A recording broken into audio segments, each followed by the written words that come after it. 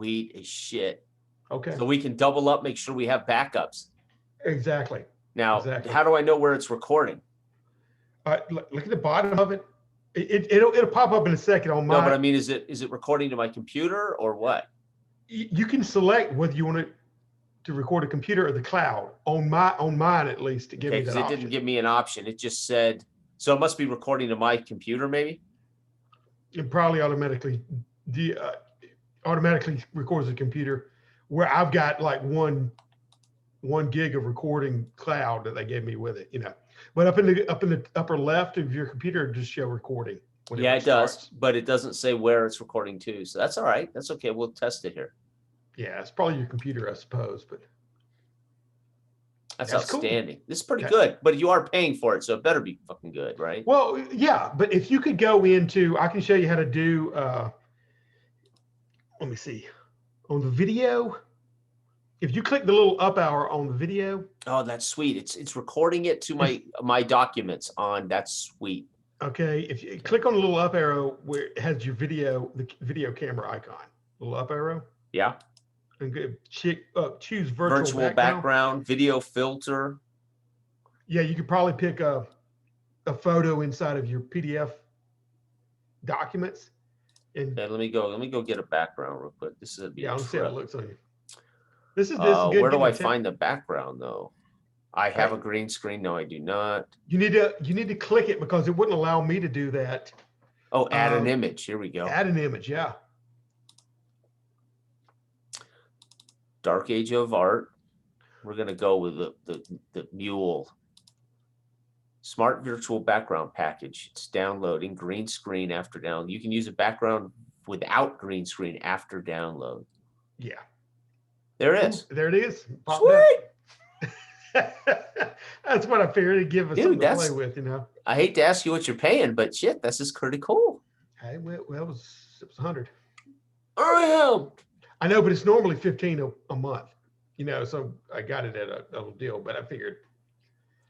Then we're gonna have to play a hell of a lot of Dark Age of Man, brother. That's for sure. You got that right. You got that right. I wanted at least, and I know Todd's big into art too. He kind of, throws it up. Cool. Jory said the head looks bad on that horse. I said, screw it. I spent too much time on it anyway. Which horse? The horse you got up on behind you. I know, but which one? There's the mule, and then there's the horse. Oh, the horse. Yeah, not the mule. It's actually it's turned because he's pulling the reins. It actually doesn't look bad to me. Yeah, that's about the best. Now you're ghosted. See, that's what I'm saying. Until I can get more lighting in here, I need to get some kind of. Yeah, because you're ghosted, man. You look like some weird apparition and shit. Yeah. See, that's a solid color video background is required. Green color is preferred. There's no problem at all. No, because I'm using a white image because my image is white. See, that's why. Yeah, exactly. But I can. So if you picked one of your drawings, it would be just like this. But you're using a color drawing.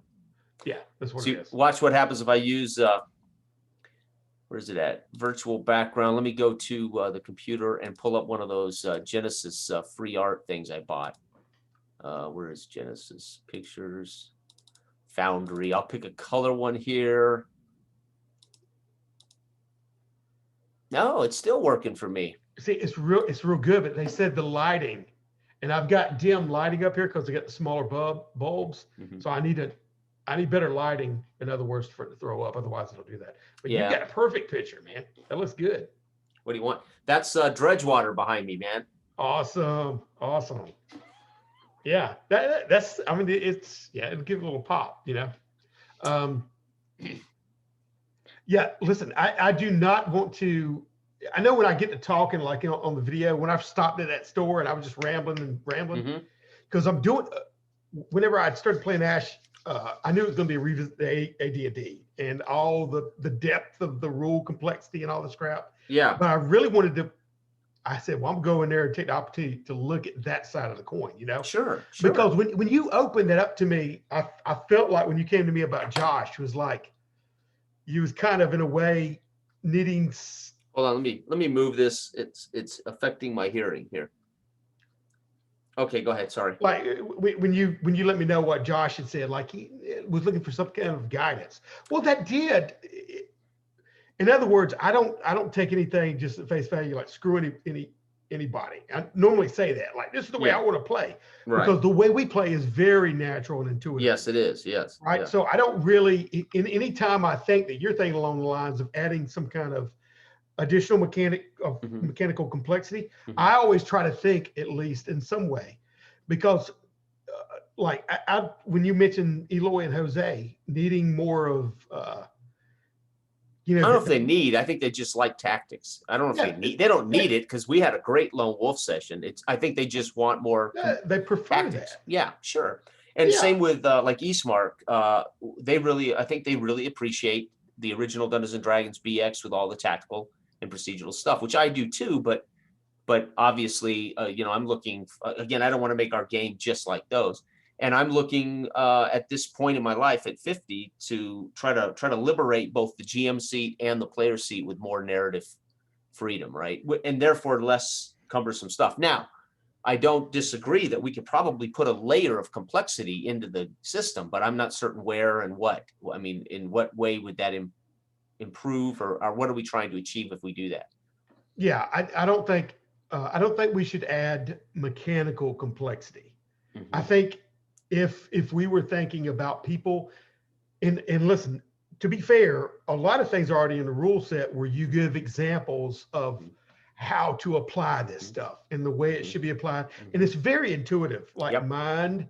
I And mean, Kevin hasn't even seen our rule book. Oh, you can't see it. yeah, Kevin hasn't even seen our rule book. I don't know why it won't show up, but and he asked just briefly, what does Repute 3 mean? I gave him a couple of quick responses in the text chain, and this is what he provided. It's like, dude, players are more than capable of yeah, I think some people look to rules to justify their actions or justify their dominance over the system or their game. So for instance, when you're playing a game like Axis and Allies, you want to know that you can actually utilize a strategy and that you can then effectively learn how to be a better gamer at Axis and Allies than the guy you might be playing against on the other side of the table.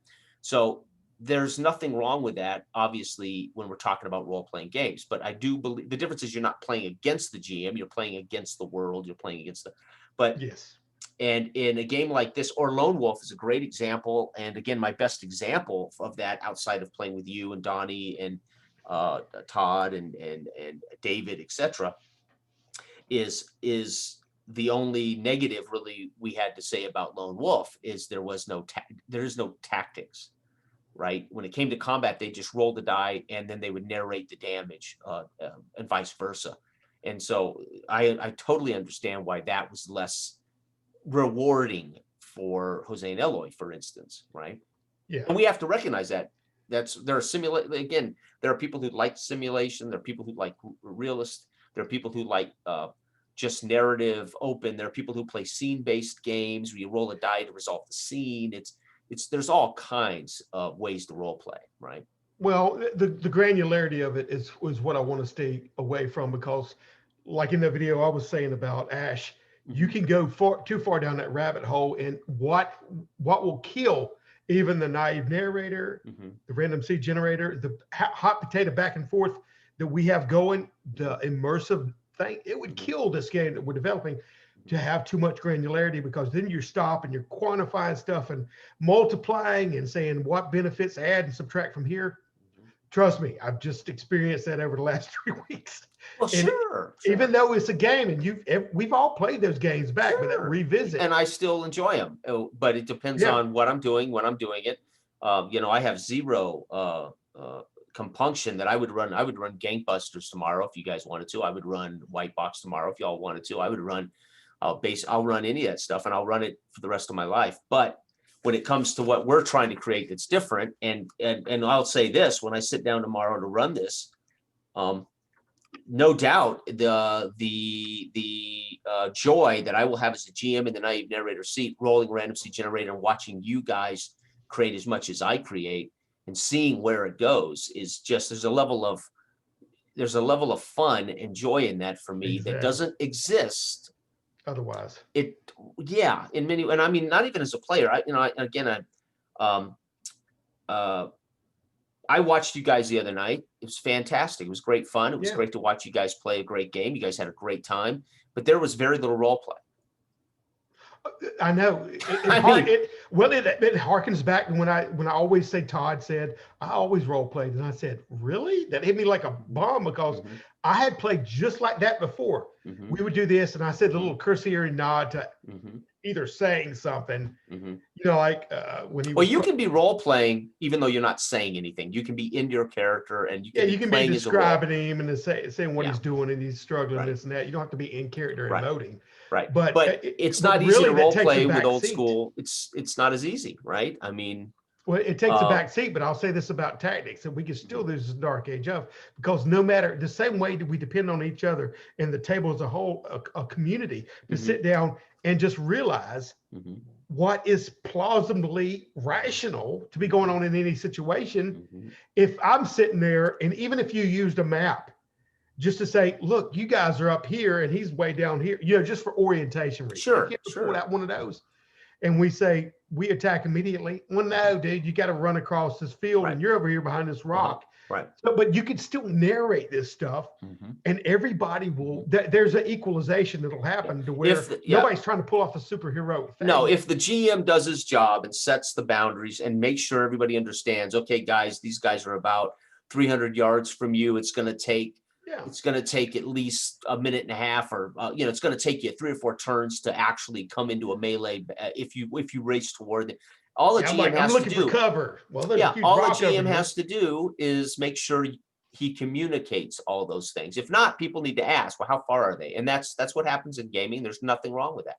Yeah, you play off of each other there. You know, I'm looking for a big rock, and you see one right over the corner, but you can still put it with urgency and like a narrative description to keep the mind's eye flipping away with the picture that everybody's seeing. You know, it's still informing it. And you know, talking about our game, I was thinking about this morning. One of the things I was going to make a video on in the next couple of days about rules and about success or failure, because one thing our game is there's no stalemates. It's either you succeed or you fail.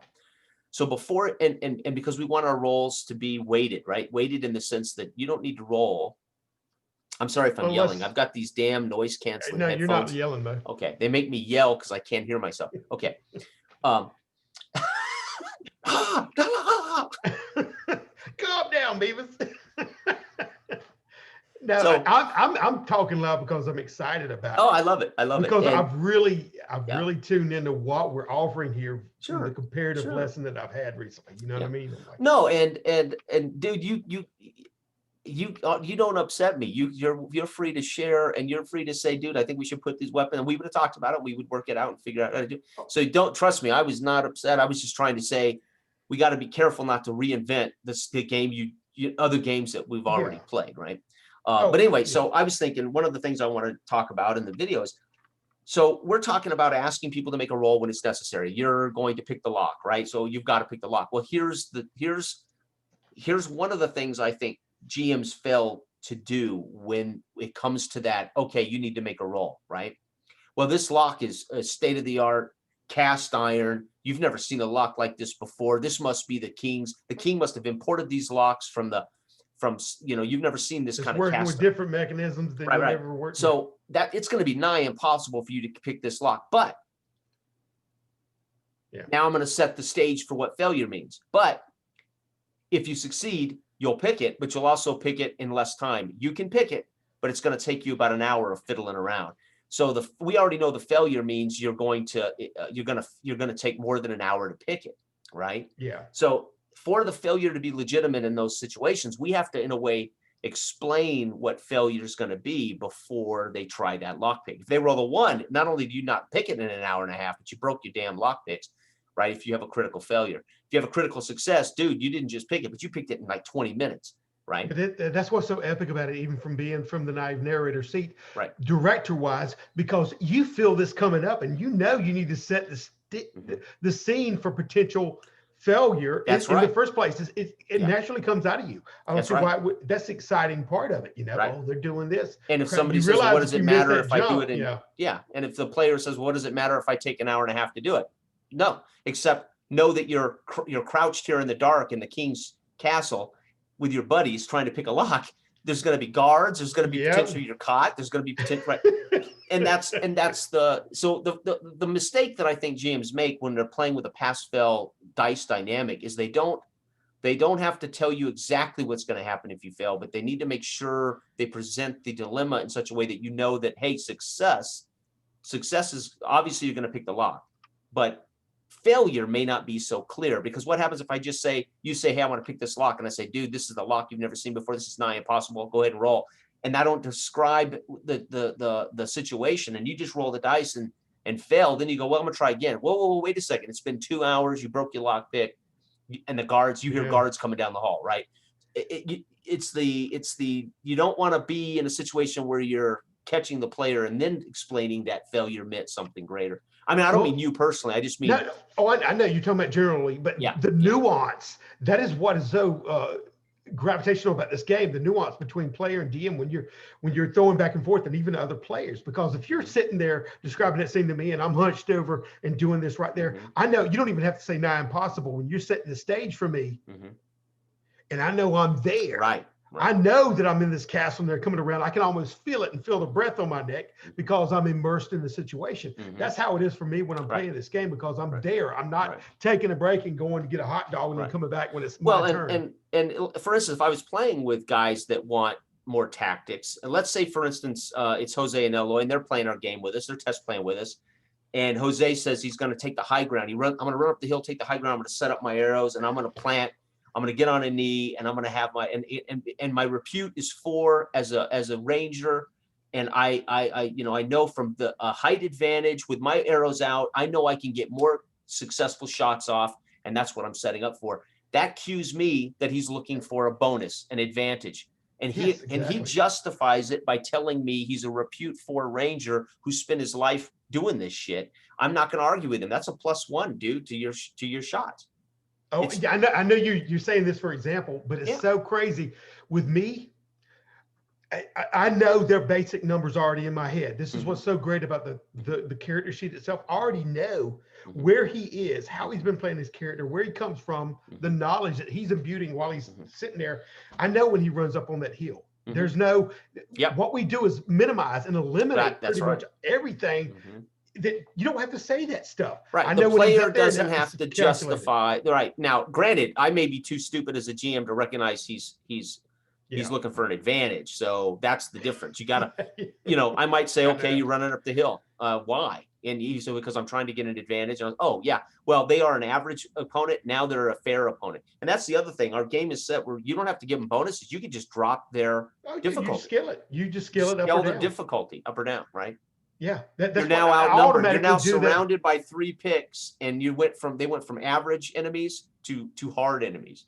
But I tell you what, if somebody's lackadaisical on their character description of what they're doing and why they're doing it, I'm going to more or less. I won't. But if somebody goes up there and telling me what they're doing, and they're excitable and they're getting behind the rock and they're planting the arrows and having one ready or whatever like that, when they're telling me and we're describing this, I'm automatically calculating that in my brain.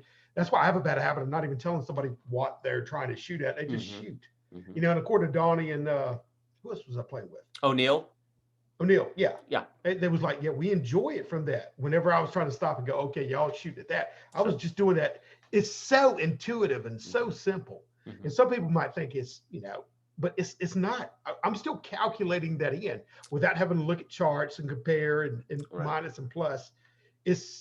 Well, the goal, like I said with you, when we went from using Modern Age for 2061, the first session, then we went to BX Western for session 2, and those were both fantastic, naive narrator, random generation sessions. But what happened when we went to AIA?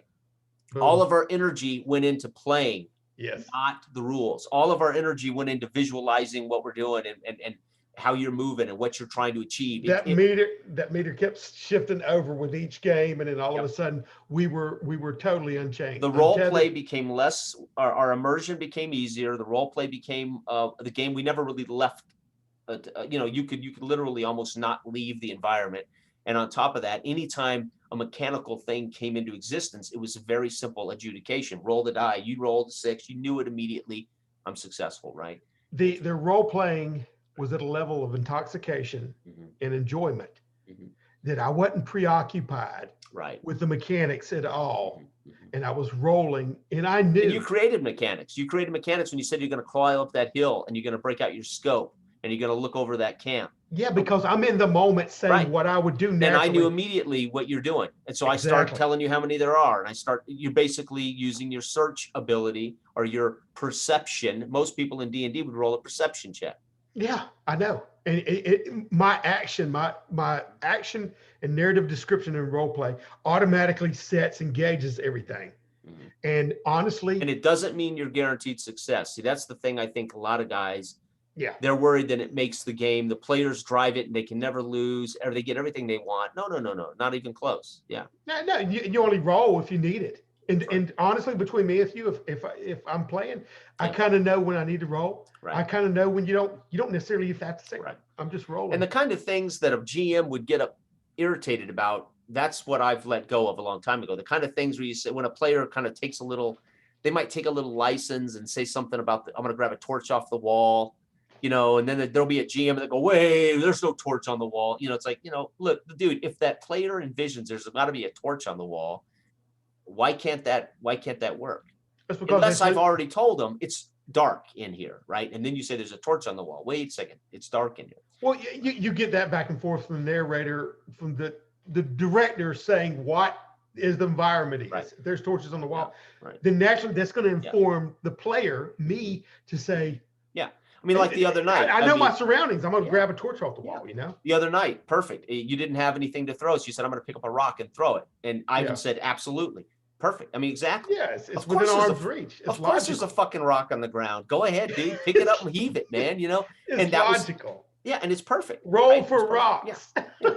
Right. But no, right. And there would be some GMs that would say, well, yeah, you're going to have to find one that's an adequate weight. Now, if I'm in a desert or whatever like that, I'm not going to be, it's not going to, well, you might. It's not going to, you know what I'm saying, but it's not going to be the first thing to pop in my mind because we're playing off of each other. And really, you can only really play off of each other when you're hot potato in that back and forth to the degree that we do, And so I want to be immersive. I'm not going to say all of a sudden I pull the sword out of the stone when I'm in the middle of the ocean. No, and what I want players to do, and I think this is the difference between me now at 50 and after all these years, 40 years of this stuff, 38 years of this stuff, tons of games, tons of GMing, because I didn't even start playing until I came on YouTube really and played with Ivan and Anthony and Antoine. And, I really wasn't a player. I hadn't played but maybe 4 times in my life prior to that. I was a GM my whole life. And what I want to provide is what I want as a player, some fucking freedom. Right? Yes. Number one, I want as a player the opportunity to take responsibility for my character, take responsibility for the visualization I may have of the scene. And at the same time, I want players to do this. I want Kevin I say to Kevin, just give me 3, an idea of how you earned your 3 repute. And, he took responsibility for that. And now this means something. And more importantly, this is stuff I can draw on as weight for his character in the world. Exactly. Right. And there's nothing wrong with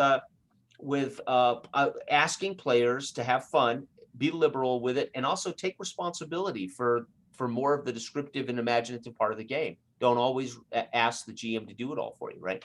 Yeah. And for me, it's great because I'm liberated to play. I don't know what role we're going to roll up. I don't know that you're going to say to that guy, man, dude, you're not the king. You're not the right. Get the hell out of here and walk out of the room, right?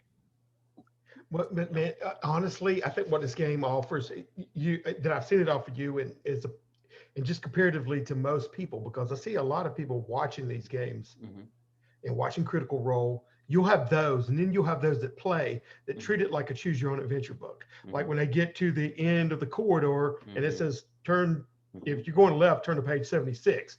And that's literally that one-on-one session with that you pointed out to me between. I'm sorry, I didn't mean to interrupt you. No, go ahead. I'm sorry, I interrupted you. No, I want you to roll whatever it is your brain, man. Oh, you provided that link to me a few months ago. What's his name? The late night guy, Steve Colbert, playing one-on-one with.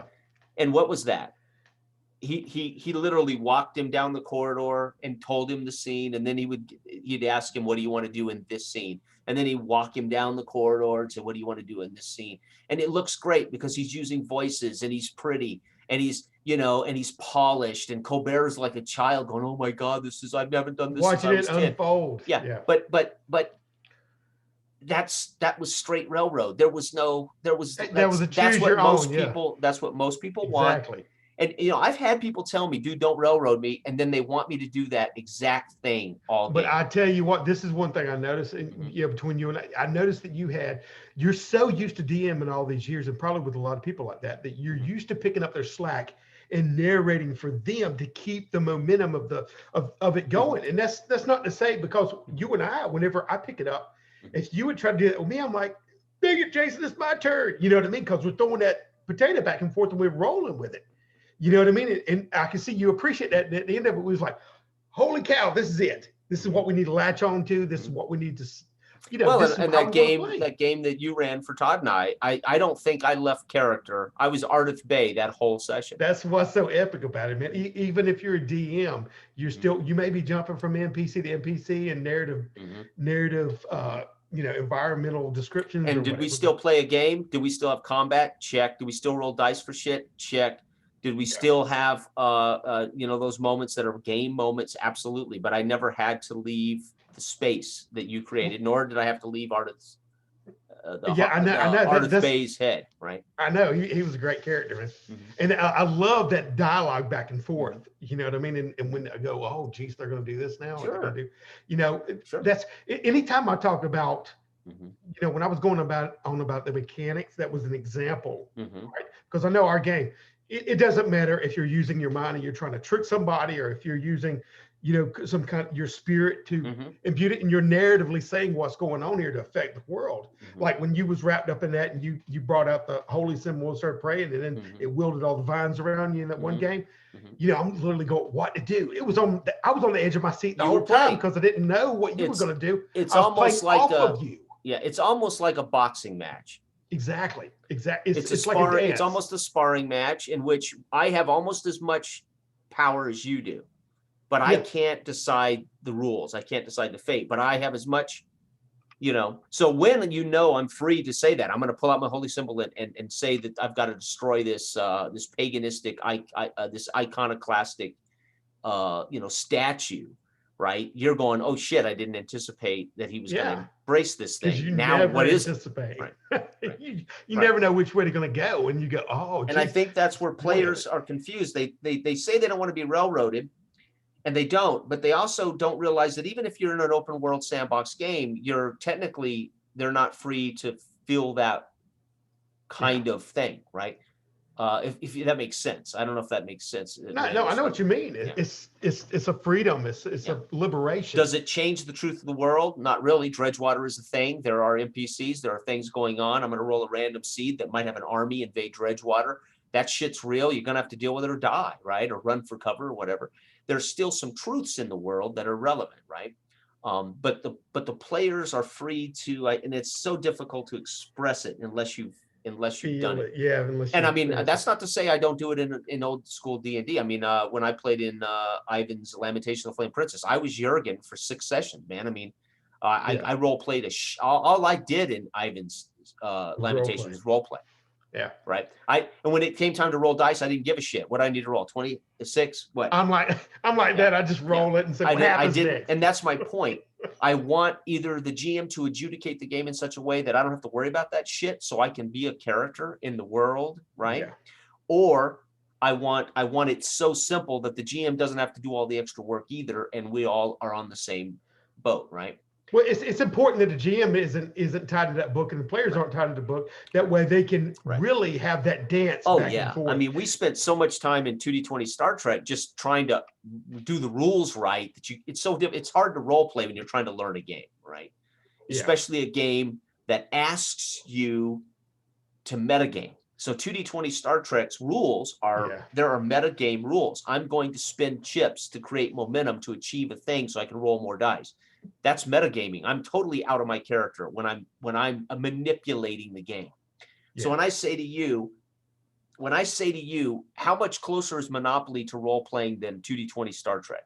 And you'd say, oh no, dude, it's a board game. I'd say no, actually it's not, because you roll a die, you don't know what that die is going to come up, and you're going to go 5, and it turns out you land on Joe's thing, and Joe says, you owe me $500. You're like, fuck, there's my turn, right? You have no control over it, right? Yeah. So you don't know what's coming. right? But in 2D20 Star Trek, I can do things to manipulate the game. Yeah. Therefore, I have to step out of my character to actually manipulate the game. Well, there's game that the chance is an element in different games. If you want, if you want to like weigh and shift the probability in your favor, that's what people spend all the time. And I do it. I mean, we do it in, you know, when I'm Well, you have not in a role play. Star Trek. Yeah. No, I'm talking about like in games. I enjoy doing that stuff. Like even when we're playing fantasy, you know, in the Patriot League, that's what I'm doing. And over obsessively and doing the coolers, you know. But it's a different experience. But it doesn't. Right. But if I said to you, dude, you know what I want? I want to play a sword fighting melee combat game. I that's not D&D. It would be a game that is a simulation of sword fighting, me versus you, sword fighting, and it would be about defeating you in a sword fight. Yeah. When I want to role play, I just need to know that my character is capable of certain things and that you know, I have certain you know, responsibilities, and I may or may not be the better sword fighter. Yeah, where your proficiencies are, and then you may have a better day and a less. Yeah, for instance, I made 4 pre-mates for you guys. One of them has a combat score of 4. Basically, he's a knight. I think Kevin has his here. His combat score is a 1. One of them has a combat score of 0. I think the other has a combat score of 2. You want to know if you're competent in combat, all you got to do is glance down there and see a 4 and go, okay, fuck, that's pretty good. Or glance down there and go, shit, 0. I'm not real competent with combat, right?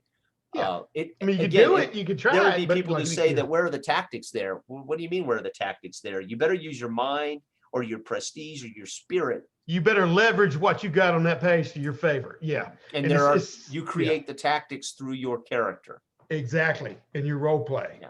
Right. The only thing, you know, when I was discussing it, I didn't want you to get the wrong impression of. I'm not talking about changing any of the game mechanically. I know I was focused on using the combat example, but I'm not wanting to change the game mechanically as far as how of changing or shifting the probability beyond that. What I'm talking about is if there's something that can be as simple or as intuitive, like I use the weapon proficiency. Okay, I use that because there's no die roll and it's actually very intuitive to look at it. You go, well, yeah, spear's going to hit him before he hits that. I meant an example of something like that. If something like that, not that in particular, right? Right. But let's say we do. Let's just say we put apples into the game. Let's just call that apples. Yeah. Right now we're oranges, and let's go ahead and put apples into the game. And I write it in the game as apples. I've got to cover, as I said to my wife this morning, if we put 4 skills in the game, I've got to put 50 skills in the game, because people are going to say, well, how come I need to know how to horseback ride, but I don't need to know how to sail, or I don't need to know how to do this. Oh, yeah, we decided you would have to put in 50 fucking skills to cover all the things some jackass would say needs to be covered, right? 100%. I remember we had that discussion. I was up in Greenville and we just went through Warlock and we said no, because once you go down that, I call it going down that rabbit hole, and you get every tunnel vision, not only on your character sheet, but in your mind. It limits you from what you're able to do, and it takes you away from the narrative focused gameplay. That's right. Which is exactly in the reverse. And there's nothing wrong with skill-based games, but it changes your activity as a player, and it changes what you're free to do competently and what you're not. So I don't mind if they have them, but if we add them, we got to add a shitload of them, and then I got to describe them, and then I got to make it clear that, oh, by the way, horseback riding is different than animal husbandry, right? We got to differentiate those things. And, this is essentially what I meant, though. But let's say we put apples in, just again, back to that point. So we're oranges, we're going to put some apples in, which adds a level of choice. The minute we write it in the book, it becomes the only thing. Literally, players may take it literally, GMs will take it literally, and then that becomes the only choice. So we have to either make sure we have so many broad opportunities that people recognize, oh, it's not the only choice. So for instance, if I put bull rush, charge, grapple, and wrestle in our game, these are the 4 things you can do. Yeah. Right? And just swing your sword. You could just attack with your weapon, or you can do bull rush, charge, right? So the minute I give you those 5 things, what happens to the game? They look and say that's all they can do. That's all they can do. I know. As opposed to our game where a guy says, I'm so fucking mad, I'm charging across the tavern with my spear. He describes that he's letting his defenses down. He's so angry he wants to impale this guy with a spear. Yeah. I'm naturally going to say that's a modifier. But if you fail, you may take 2 wounds, or you may break your spear on the wall or the chair or right. So no, 100% agree. Right. The weight here is, yes, you benefit. You're going to charge this guy, and it might do double damage. But if you fail, you could take double damage because he could Yeah. dodge that spear and use your momentum to let you ride yourself right onto his sword, right? And the thing is, when you're playing, honestly, It's when you get intuitive. liberated, you're not intuitive, and you don't have to say this. It's already kind of known because people, whether you look at a dice as binary or not, always we as players came up with the fact that it's a gradient scale about how successful or how unsuccessful you are. That's why the players came up with the concept of like a 20. It's like on a dartboard. You're getting closer and closer to success, and we can naturally use this as I've always did it anyway, man. Even when I run little games, somebody says I'm running around the course, I'm being chased by these whatever. It comes around the corner, there's a horse. I'm jumping on it. I'm gonna roll a freaking dice to find out if it broke down humpback nag or either a thoroughbred. Right. And why? I mean? And why do we need to do that? Because we shouldn't know it. And if I choose as a GM to say you find a perfect horse, I've just written their story for them. Exactly. This is all I meant by that.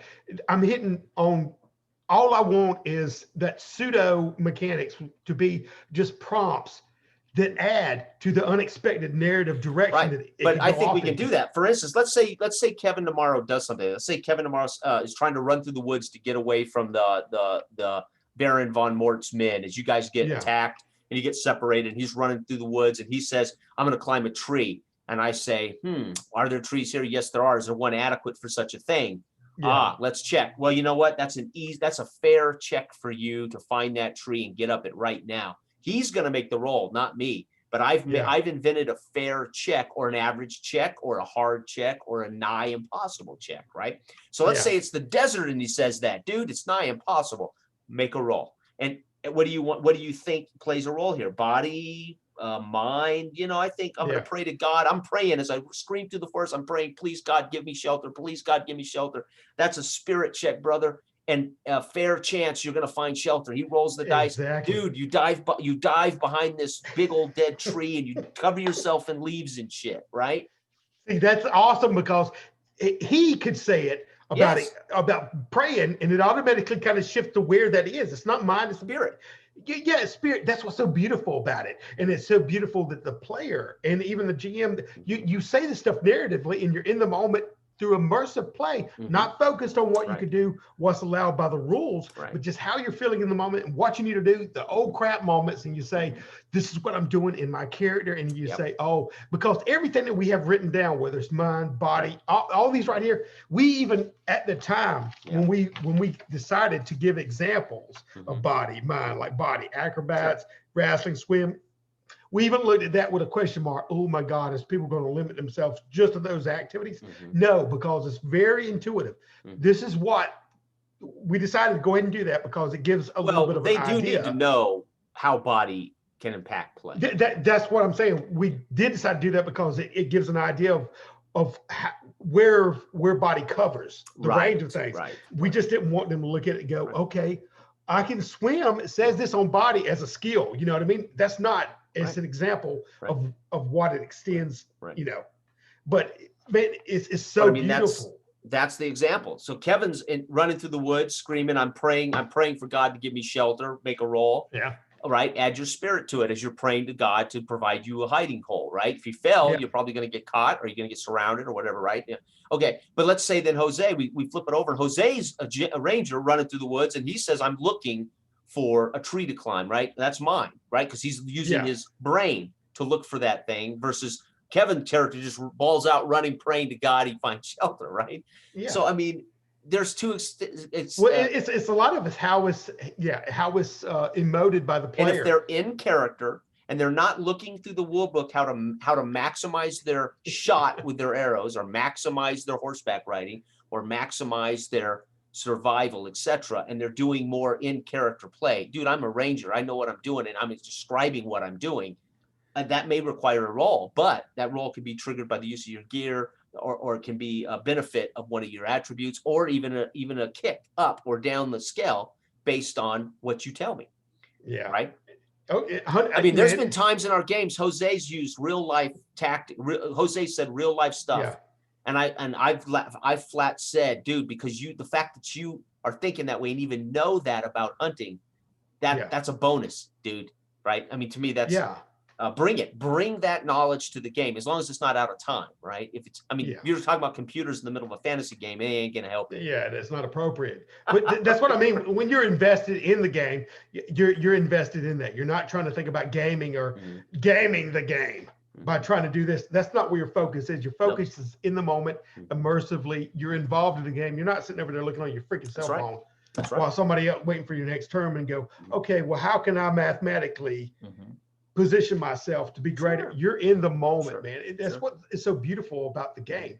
Really, and we played that way with Sword and Wizardry with Eric and Donnie the other night with you, the dragon, the death you can cry. do it, but we're talking about a system that really facilitates it. Oh no, right. But what I'm saying is, even that night I did random seed generator, and that night, you know, Eric said at some point he wanted to, or you did actually. You said I'm going to stab it and drain blood. Oh yeah, right? yeah. I can't anticipate that you're in such character that you're going to drain its blood. And I thought, dude, you're going to stab a dying dragon with a fucking dagger. I got to roll a die here to see if you piss it off, right? I love being in character. I hate sitting there thinking, what are my odds of this? Even though I know that in the character, I know that in the character, you might think this character really, you know, I wouldn't jump off a cliff myself, or I wouldn't do that. Right. But if you know the mindset, if you can, you might. Just, Butch Cassidy and the Sundance did, right? Well, if it's situational, man, right? And if you're not in, you don't know if you're going to die, but we have no choice. We got to. Yeah, but we get. I mean, when I'm playing this game, I get immersed in the situation. I know what this dude is going to do, to the chagrin and surprise of everybody. Yeah. I'm going to play my damn character. Yeah, and you did. That's it.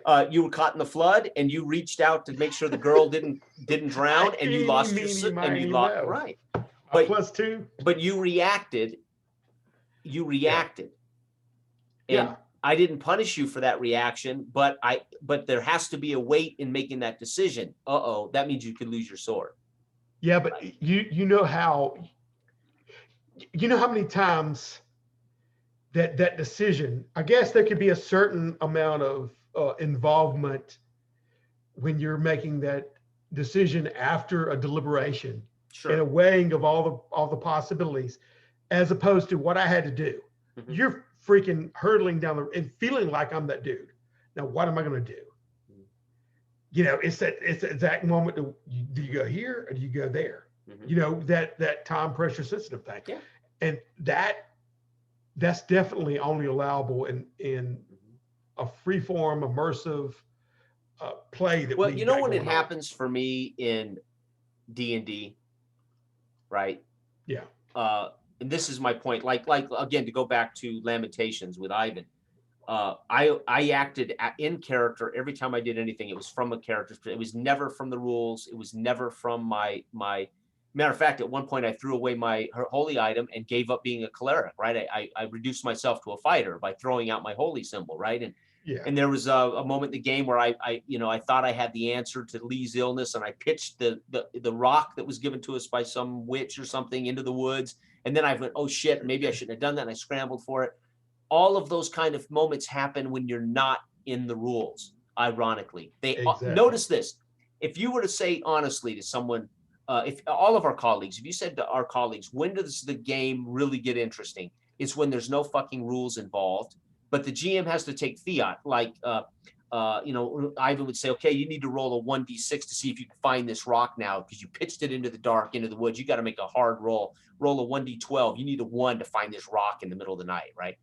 That's fair, right? There's no rule for that. But he has to do that to make me not, if not, I just go find the rock again. What was the point, right? There has to be a weight into my actions, right? Yeah. But when do those things occur? They occur when we're not actually in the rules. They occur when we're not actually doing combat, because combat tells you what you can and cannot do, right? I want a game where the whole thing is that way. The whole thing, right, is a single die roll, no matter what the hell that's going on, right?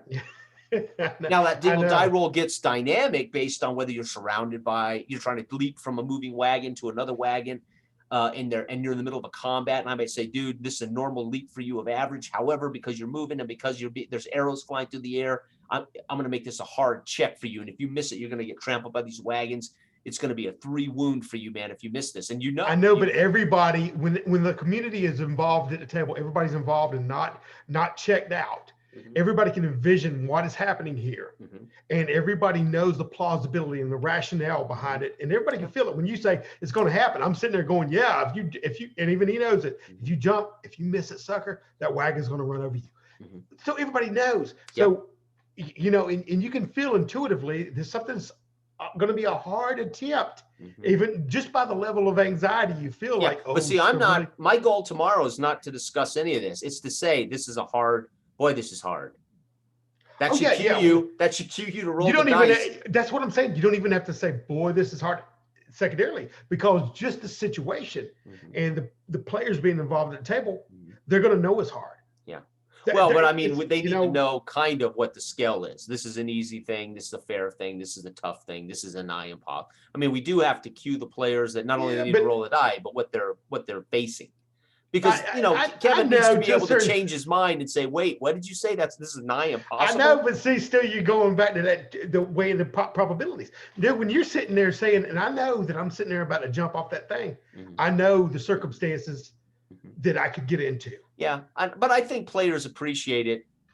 I mean, like Jose and Eloy in their Blood and Bone game, they were in a fight on the scree field, and it was sliding down the mountain, the rock scree field, while they were fighting.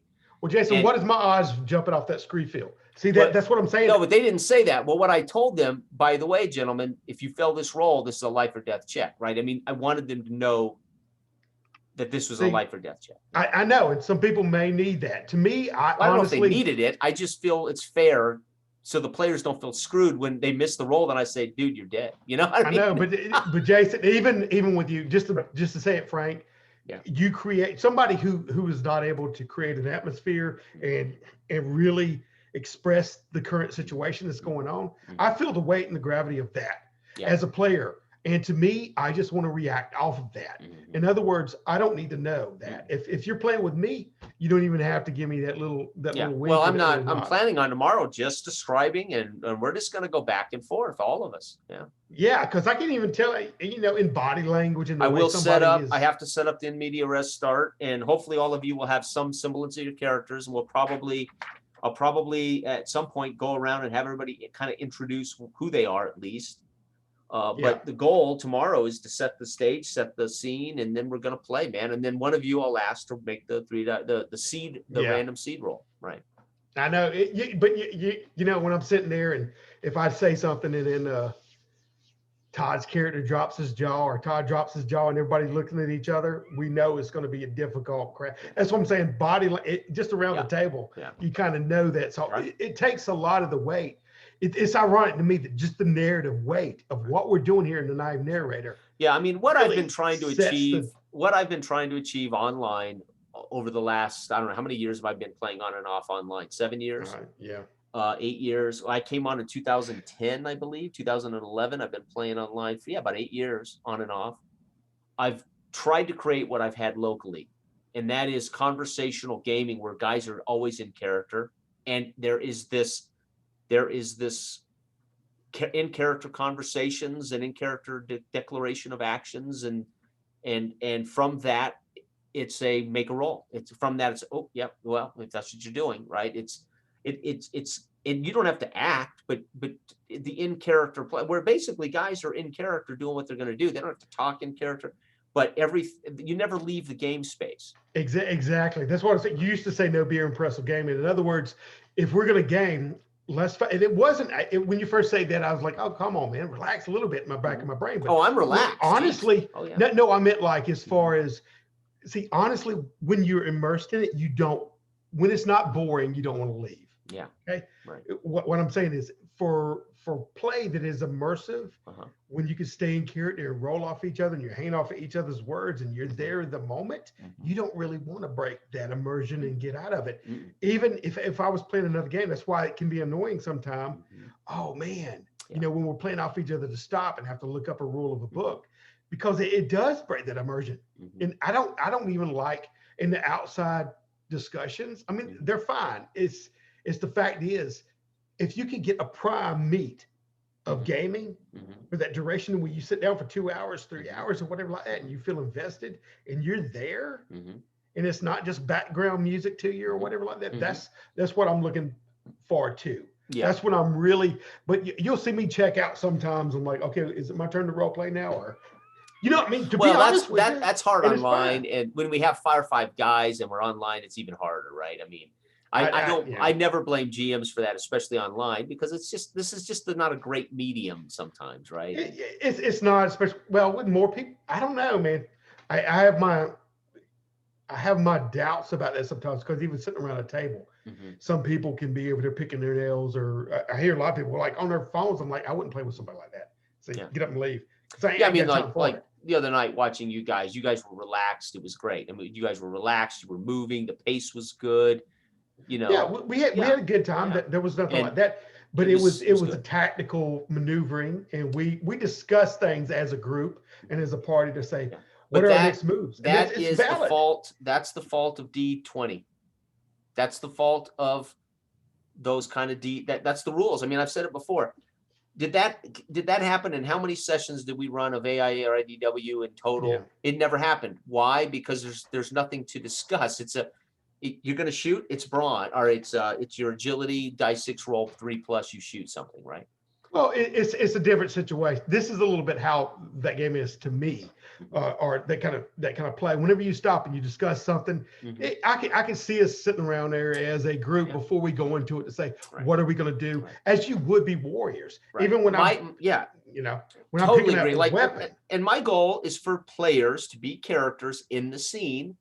And guess what? It doesn't always happen in the reality that way. For instance, let's say tomorrow you guys something occurs, right? And all of you in character are going to respond naturally in the hurried way. This is one reason my pace of play is so fast, because I want players reacting to what's happening, not stopping to discuss their odds of making the perfect play. And when you get in the headspace of that player and you're reacting how that player would for the situation that you've described. Right, because Kevin might dive into the river to get away. Like, like our game with Brian, I'm literally diving into the river, to swim over to help that screaming person. If you remember that, and you're on the fucking log going, what the fuck are you doing? You're going to kill us. Yeah. Because we're characters.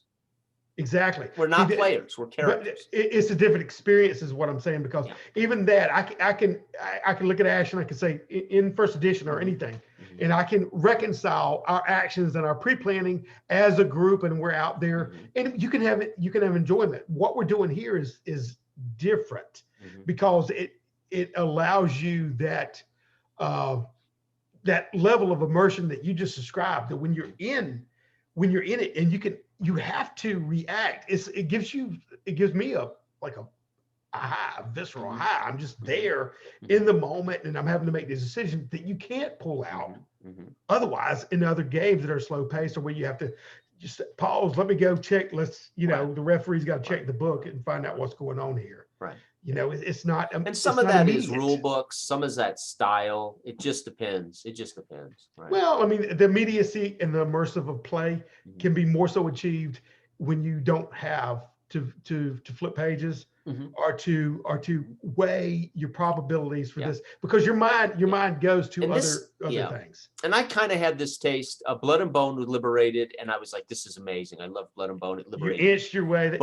What's funny is last year before Harold's demise, and I was playing, I chose, we were doing Rome, 129 Rome, and we were using the tabletop war game. That's when I realized what liberated us was there was no rule book for anything but the war part. Yeah. And so role play was literally role play. And the only time they were concerned, because there was no way to roll dice. It was, if I thought we needed to have a random check, I would just say roll your dice 6, and I would say 1 or 2. You got, the general nods and says, okay, I'll give you that, right? So that was the first time I went, wait a second, we're having the best role play we've ever had in our lives, and there's no rules here. The only rule book I had was the actual war game. That was when they got into combat. We had to you didn't have no rules guiding how you. There was no rules for anything but the fighting. Yeah. Right. And that's kind of what D&D grew from. And it's like, wait a second. The minute we made classes, and the minute we said clerics can do this but can't do this, the minute we said magic users can do this but can't do this, the minute we said fighters can do this, okay, we created classes, we created rules, and those rules then compartmentalize what you're free to do all the time. Right. Yeah. Right. Yeah. And meanwhile, I get it as a game. I get it as a rule book. I get it as a game. But that was when I began to say, geez, there's something special about role playing, something other than a role playing game. But when a role playing game is giving me rules for everything but combat, I'm skeptical. I'm skeptical. I'm saying to myself, dude, you know, I need a character. I need to know what my character's odds are at being good at certain things, et cetera, et cetera. But I want to role play. And meanwhile, where do we really need the rules when it comes to life or death stuff like combat? That's where we need to identify some level of some level of because it is life or death, right? But that was my first time in saying, wait a second, we literally, it liberated us to just be, they were just their Roman characters on Hadrian's wall, dealing with the other soldiers, dealing with the oh my God, not the general, the council, or anyway, the pontifex, I can't remember the name of the Roman, my mind's not on Rome right now. But the prefect? Or yeah, the head of the Hadrian's, the head of the Legion, they have a particular name, but anyway, and it was like, wait a second, they're playing fair. They're playing within the rules. They're not exactly. They're not. You could trust the players to be logical and rational. That's it. That's why I keep referencing about like around the table, when everybody's there, their jaw drops and say, "Oh, he's going to do this or he's going to attempt to do that," because we're all there. We're seeing this in a community, in a group. You know what I mean? Immersive thing that's happening, and really everybody don't want to break. When you do something that isn't appropriate for the scene or the setting, you're breaking that immersion, man, for everybody at the table. That's a no. That's a bad thing, because everybody knows it. Everybody feels it. It's like telling a lie to somebody and they really know you're telling a lie. Are they going to do something? That's why nobody does that, because you don't do that in correct behavior in a group. Everybody knows, everybody feels it. And that's what I rely on when you're at the table to honestly structure correct behavior. I don't need a bunch of rules to do it for me, but it's just that unspoken rules that sit around there that everybody abides by. And when you sit at the table, you're playing that way. The biggest mistakes GMs make is not providing enough information so the players know what's happening. And so then the players either have to guess. They can't play off of it. They either have to guess, or they have to ask questions, or they're frozen and paralyzed and indecision because they don't have enough information. Right? Analysis paralysis. Also, and it could be with too many rules when you get in there. The only rule you really need is when something is questionable and everybody's got to find out, including the DM, what the crap is going to go down. And then you roll that one dice. That was what, when I was playing Ash, look, to do anything is a 1d6 roll, right? You know, a 3, you know, a 4 to 6 or 3 to 1 or whatever it is. But then you hit combat, and all of a sudden there's this hierarchy of rule sets. It's the fast track you to the next combat sim, right? Which combat can be great if you want to get granular and you want to get slow mo. I love combat. I mean, I love combat. What I don't love is making combat a board game in the middle of my role playing. Yeah, that's what I'm saying. Because you could fall out of you could still make combat fun and tactical the way we're doing it. Because you did. I mean, the Eisenhower Tunnel. That's what, you know, as he was sneaking around in the dark on the other side of those vans while you guys were looking for him, sneaking around in the dark. Anybody who watches that would see it was live, immersive, immediate, and in the moment. And we still had I slammed up against that, and Donna's like, "What should we do?" And she was starting to panic, even in real time. I'm like, "You need to go over there and hit that up. I'm gonna hit the other side." And, you know, that's what kind of play and what we're offering here with this game that I don't want to break. We didn't create, and this is the thing. When people doing mystery games, right? They talk about doing mystery games. You got to solve the mystery. And it's always red herring gaming. They dangle a carrot and then it's false. It's always false. That's how they create some sense of mystery. Number one, or it's manipulative. Meanwhile, you create that with pace and you create that with environment, and the players, you know, are once they're caught in it, they're going to recognize the dangers. They're going to recognize the clues. They're going to recognize if that makes sense. Because think about it, and I've said this before, what is naive narrator in your life? Dale, you're a naive narrator. You got up this morning and you said, okay, I need to shower, brush my teeth, I need to go to work. but you don't know you're going to get in a car accident today. You don't know that you're going to drop your toothbrush in the toilet. You don't know that you're going to have a bad Friday or bad Saturday morning, right? You're a naive narrator of your own life, right? Now you can tell me as the omniscient narrator what happened to you today. Now you're omniscient. You can say, you know what happened to me today, man? I went out and got a damn car accident with this jackass who then wanted to beat me up because he said it was my fault. Now you're telling me a story and you're the omniscient narrator. Yeah. You know it all. You already know you already know it. You already know the outcome. You know what happened.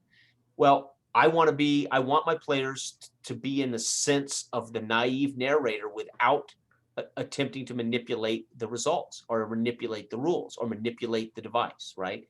They need to be in place. They need to be competent that their character is what they say it is. So if I'm playing with Kevin and he tells me what his character's about, he tells me, and if he's playing it and he believes that, then he'll be okay because he's going to play in the world based on his character. Yeah. Right. Oh, I know. It's so.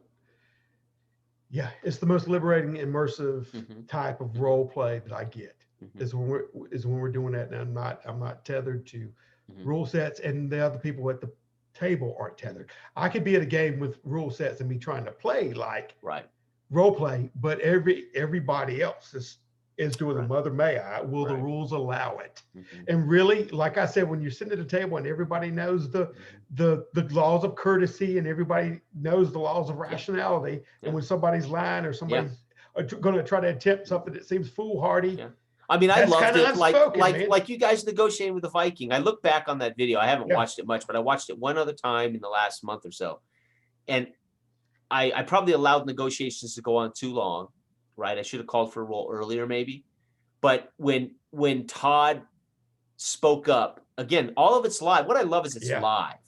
It's live. Yeah. And here you're negotiating live with the barbarian. David's asking questions of the barbarian live. I'm trying to chill and Todd down. says, but you have to convert to Christianity. And it's like, dude, it flipped the table completely. And it's like, this is the point. He's in character and he's pissed off about what these guys are and what they did to the priest. And but I didn't see it coming. As the barbarian, I was like, how dare you? How dare you ask me to convert?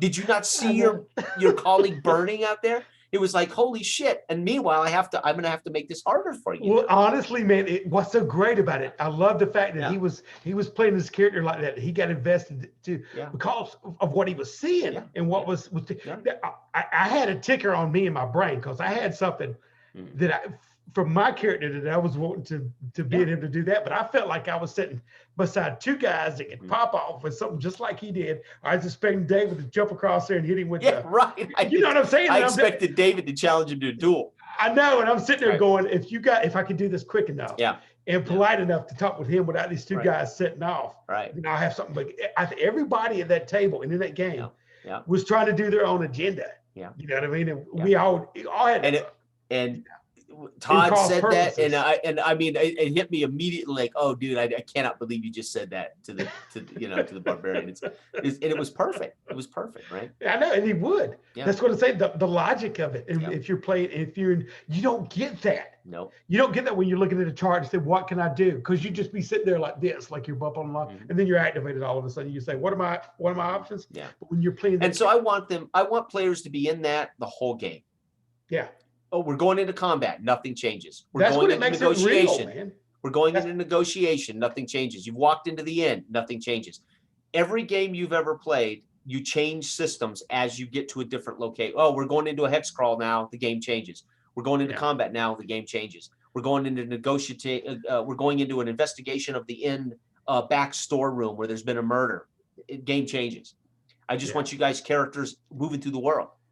That's what I mean. I don't want to be hindered or slowed down or tied down by ball and chain by the rule set. I just want to feel liberated and free. Yeah.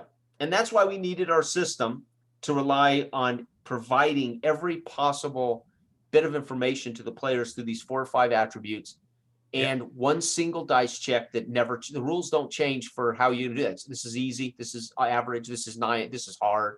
And I don't have to say that. I can just say, okay, you're attacking the knight. Dude, roll the dice, man. Yeah, I'm just saying a lot of. I'm just trying to emote that you could say if we witness this knight that's just been slaying people and he comes up to us, I'm not thinking what number is he at. I'm going, Right. dude, this dude's probably pretty freaking dangerous. So Mhm. I want to be in my character's mindset Mhm. and go, and then, when somebody else, I'm like, Right. should I approach this dude in the first Right. place? So Right. I want to feel that, Yeah. that polar, that push away from Right. doing what I need to do Right. just naturally. Like Sure. I don't want to have confidence. I can just Sure. run and take this dude out. Right. So I know from what I've seen. So I know it's going to be a tough role. Sure. And Well, that's I mean, why it's to me, I it, don't even know if it's exactly tough or not impossible, right. but Right. I want to feel it, and I want to have that little question, Right. like I believe that's why Donnie and Yeah. O'Neill said that. Yeah. Like you can, it's almost like it's a guess for me. I go, crap, I think it's going to be pretty hard. So I don't need you to say, okay, exactly, it's going to be Mhm. difficult, Yeah. or tough. Well, and it's You're like gonna the roll. random seed. I rolled, in your game, and I rolled rightful king in air. Yeah. But how did I present him? I presented him in the inn, eating breakfast, reeking of alcohol, and I said he was a young man, unshaven, uncouth, and again, I set it up right for you to have Yeah. to read between the lines, and you made a decision he wasn't. He was full of shit, right? Yeah, I mean, my character. Yeah, the way it's funny because even if I make a character, I have a certain mindset about that character of how, and it's based off of my immersion in the world and how I'm Hopefully, viewing yeah. things. Yeah, how Hopefully. I'm viewing the world around me, and I just Mhm. progressively build him and his attitude toward Mhm. things, Mhm. and I roll. That's the greatest thing about being a player with me. I can Yeah. inhabit Well, it's other like other I had made up my mind that, mindsets. Ardith Bay was a Southern gentleman and arrogant. He Yeah, actually was egotistical and arrogant enough to think that he could just waltz through the world and didn't worry about the ramifications of being yeah, ill equipped for the situation, right? And yeah. it caught up to him finally, right? Yeah, I love it, man. I think it's Yeah. brilliant. I've got more of a taste for it and flavor for what it offers. Hmm. In particular, I do not want to ruin that at all. Uh, a lot of what I've been going through now, I think when we switched it from the scale 10, I had questions about because I mean, literally being the OSR and having that kind of stuck in my head, I wanted it more gritty and more lethal, right? And I was like, the more you get on the other scale, you get more of a heroic thing. Hmm. But I had to re-examine not only that, but the way we switched to base 8 and the percentages of it, Hmm.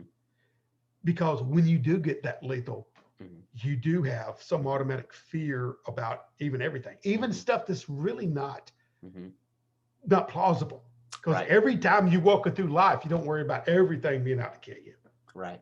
You know what I mean? But Right. when you're in a dungeon or whatever like that, I'm using a 10-foot pole probably, and you creep along those dungeon walls, Yeah. and nothing's ever clipping off to where it's in front of you and just developing naturally. Hmm. It's set at a rate of speed that Hmm. gives you time to weigh and contrast and compare your odds Hmm. of survival. Yeah. With every step Yeah. of the way, it's definitely built for miniatures and for Well, that and kind of play. it's built to move at 10 minutes per turn. Yeah, Your torch burns 6 of those turns, which are 10 feet turns, which are 10-minute, yeah, and you're meant to move block by block through the dungeon. And as you move block to block, you decide, do we need spikes? Do we need torches? Do we need rope? Do we need this? Do we need to check the door? Do we need to check for traps? I mean, it's designed to be this. but it's not built for immersive gameplay. Is what I'm saying. Not the scale that we're at. I don't know. Yeah, No, it's something else. Yeah. Yeah, it's something else. It's a simulation. But when you really want to be untethered and just role play with freedom and be in those moments when you're having some kind of a tense argument, or you can shift the gameplay toward that kind of stuff to where you're there. All a dungeon is in OD&D or D&D is a war game, right? Yeah. So instead of you being on the battlefield, moving from army to army to army and making decisions about your archers, your horses, your cavalry, etc., you're in the dungeon. All they've done is taken the war game elements and Scaled it down. And they put you in a one-on-one situation. Instead of armies, you're one character, but you're moving through this turn by turn war game, but it's in this guise of a dungeon, right? Yeah. But it isn't indicative of good of a role playing game. You know what I mean? Not until you get out of that. Yeah, not until you get out of that situation. Yeah, but even that, it was still hampered with that rule set. Is what I'm saying. Yeah. And like I said, that- all my best role play that I have in OSRs with my players and as a player in OSRs or D&D is when we're not in the rules. yeah. When we're not doing the dungeon rules, or we're not doing the combat rules. We're just characters walking through the town, or we're just characters traveling, or we're just characters assessing a situation that Todd's put in front of us, right? You're not going to have in large groups total conversational role playing, probably. But I think you can to some degree, but it depends on whether the players trust that this is not a tactical game. So when they know it's a tactical game, they're going to think tactically. Yeah, but what I'm saying is it's hampered by those rules. I 100% agree with you. I'm just saying, whenever, even if you did get out of the dungeon and moving, you're always going to go into that, just like you said, it's always like you're in a different mindset. You go, okay, let's break out. Now we're in a tactical frame of mind to where we're moving little by little. And it isn't a natural flow. It's like it gets dammed up, and then you creep through that, and combat is long, and then, and then you go back into regular play. Like I said, you fast track to the next thing. So you have little bouts of role playing sessions, and then you go back into a tactical thing. Even DMs are like, oh, I'm sorry, we didn't have no battle tonight, or we only had one battle and it only lasted, you know what I mean? Because everybody looks forward to the battle. I want people to look forward to all aspects and just be immersed in the world. Yeah, and I want them to not have to change mental gears no matter what happens. Yeah. Right? Yeah, exactly. That's what I'm saying. I mean, even looking at barbarians and basilisks, you never had to change mental gears no matter what was happening in barbarians and basilisks. You were on the river, then you were moving through the town, then you were talking to the king's aide, then you were, it was seamless. You never had to switch gears rules wise. Yeah, it's like reading a novel and going around reading a technical manual, and then back to a novel or whatever like that. Yeah, so. And this is why AIA was the final convincer for me. 2061 and Conan, the Conan game I ran for you and your son, and with IDW and AIA, that was the final straw. That was the final convincer. All we need to know, all you need to know is those things. And when I say make a bronze check, you just roll a D6 to do it, and it could come up naturally as you say you're going to move the door. Oh, but this door is heavy. You're going to make a bronze check. I mean, even though I'm using terminology that might take you out of the space, it's the mechanics never change no matter what's happening. Yeah, and that's allowable. I don't want to suggest that anybody would ever not or could not do that. What I'm saying is you can reach to where it's a level to where it's just so intuitive that it's a given. And I know when I got to roll. I'm just saying, when you hit that mark, man, you just steamroll it. And even in combat, man, one thing that always bugged me about combat, that's why I said just one roll to decide which one hit, right? Because I don't want to roll and miss and then narrate some kind of a moot point that it skittered off of him and hit in Dragon Warriors. Well, or who goes first, like and who wins initiative, and who goes first, and what turn are we in? And boy, that harkens back to that old that crawl thing. Whenever it's dynamic the way we're just feeding off each other. Like even in Dark Age of Man, you're a little back and forth with the combat, right? And then oh boy swings his axe or whatever. It's just one roll, and then that roll will prompt the narration. It hits him and slices it through, or oh boy, and it just kicks you back.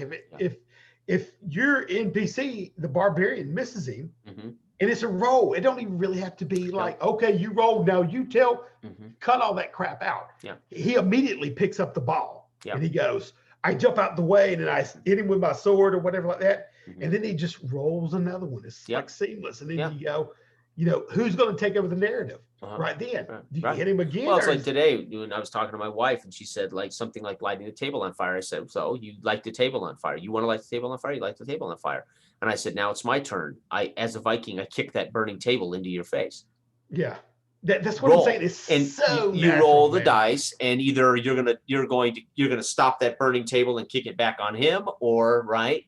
Yeah. And it's often what's so crazy about it is when you're playing your character, he may kick all it we're rolling to find out is who gets damaged. That's all we're rolling to find out. Yeah, just a telling blow, man. And well, how it switches back and forth, right? And if you roll 3 negatives and then he's just beating you back into a corner.